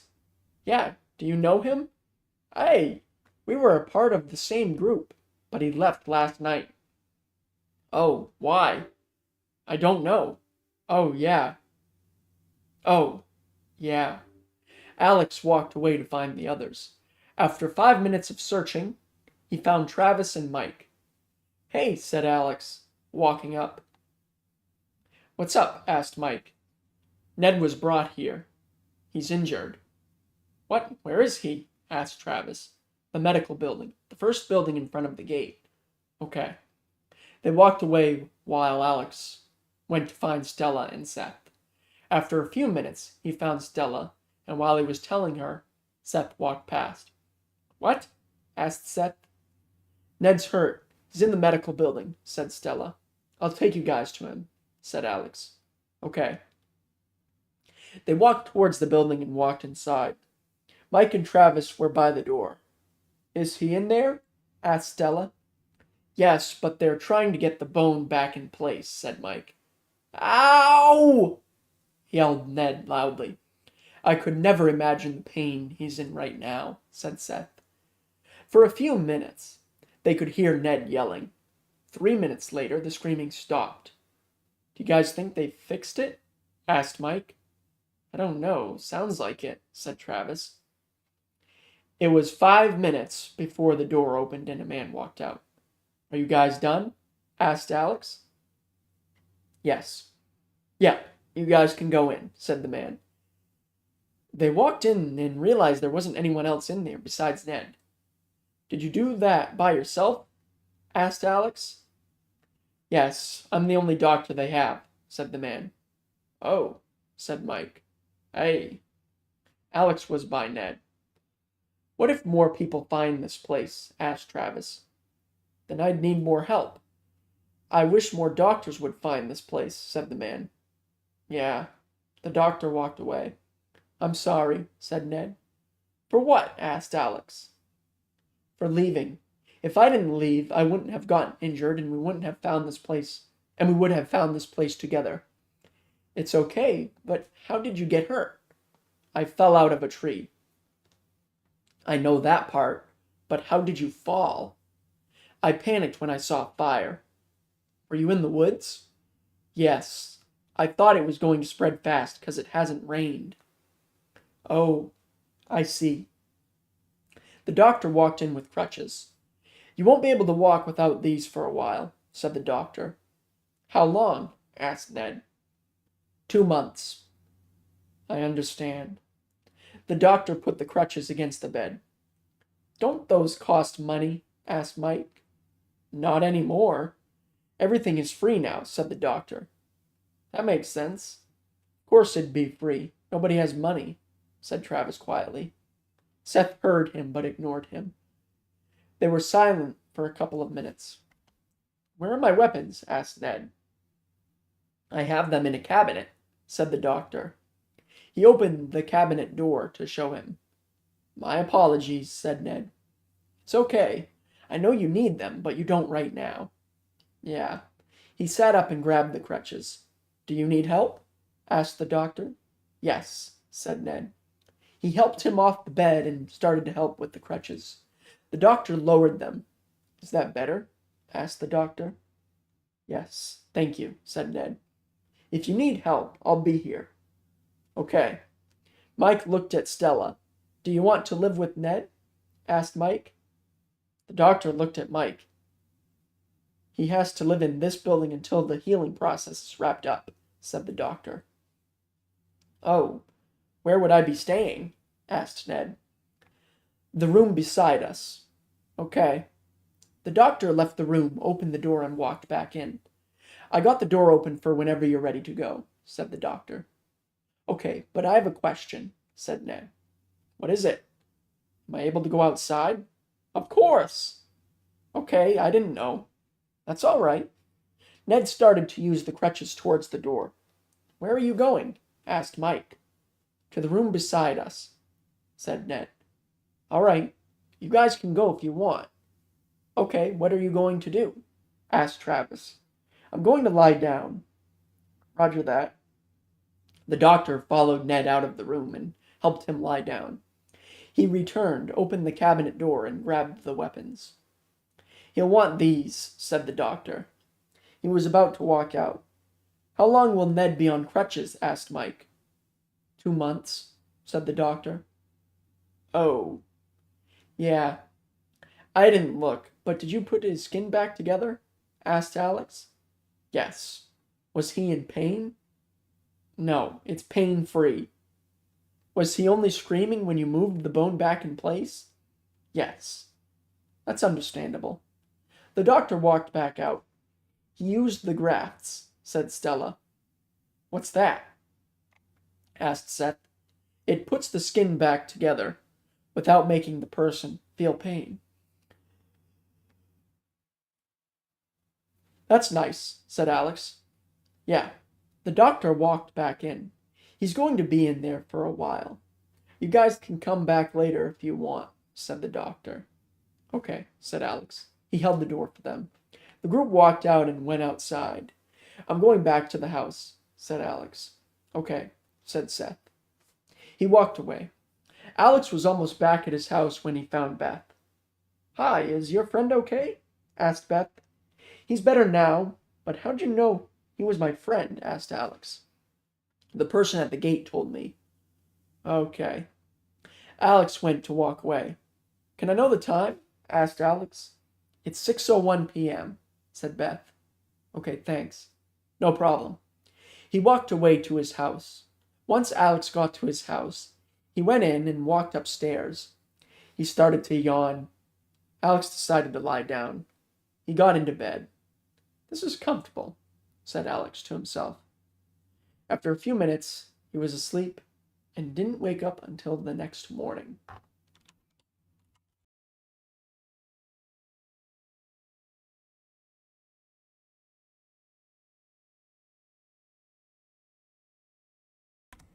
All right, that's going to do it for today. I think we're about halfway through. Let's see. So then I'll continue off next time on chapter 10. Let's see, we're on page 59 at the moment.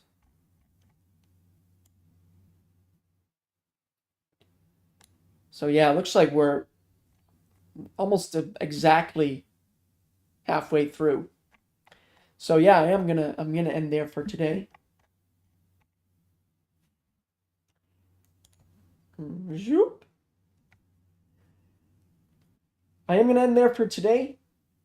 I'm not sure when I'll continue. I'm hoping I'll be available next Wednesday. Now, looks as of right now, looks like I will be, but I'm not quite 100% sure. Next Wednesday is the 30th, so I'm hoping I can continue and finish on Wednesday. So I don't know about you guys listening, but I am actually really enjoying it so far, and can't wait to see what happens next. So until next time, thank you guys so much for stopping by. I believe we had some few different people come and go on Twitch, a few different people come and go on YouTube, so that's really cool. Finally got a little bit of a YouTube audience today, which I don't think I did the last time I read, so that's pretty cool.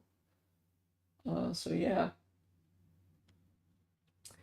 I was planning on streaming this Friday evening. There's a Fortnite tournament.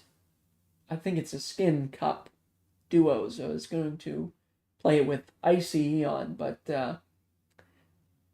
there might be something going on at work early the next morning, so I probably have to go to bed early. So I'm not sure yet, but I guess just in case, if you notice I go live on Friday, then It'll be for a Fortnite Skin Cup, not reading. So that's going to do it for now. Snow followed me 4 days ago. Thank you so much. And Hall123 followed me 5 hours ago. Thank you so much. Appreciate it. And yeah, let's see. So thank you guys so much for coming out. Purple, Harry, Candy, James, Braxton, of course, Chubbs, and anyone else who lurked. Hope to see you guys again really soon. Take care. Have a wonderful Wednesday.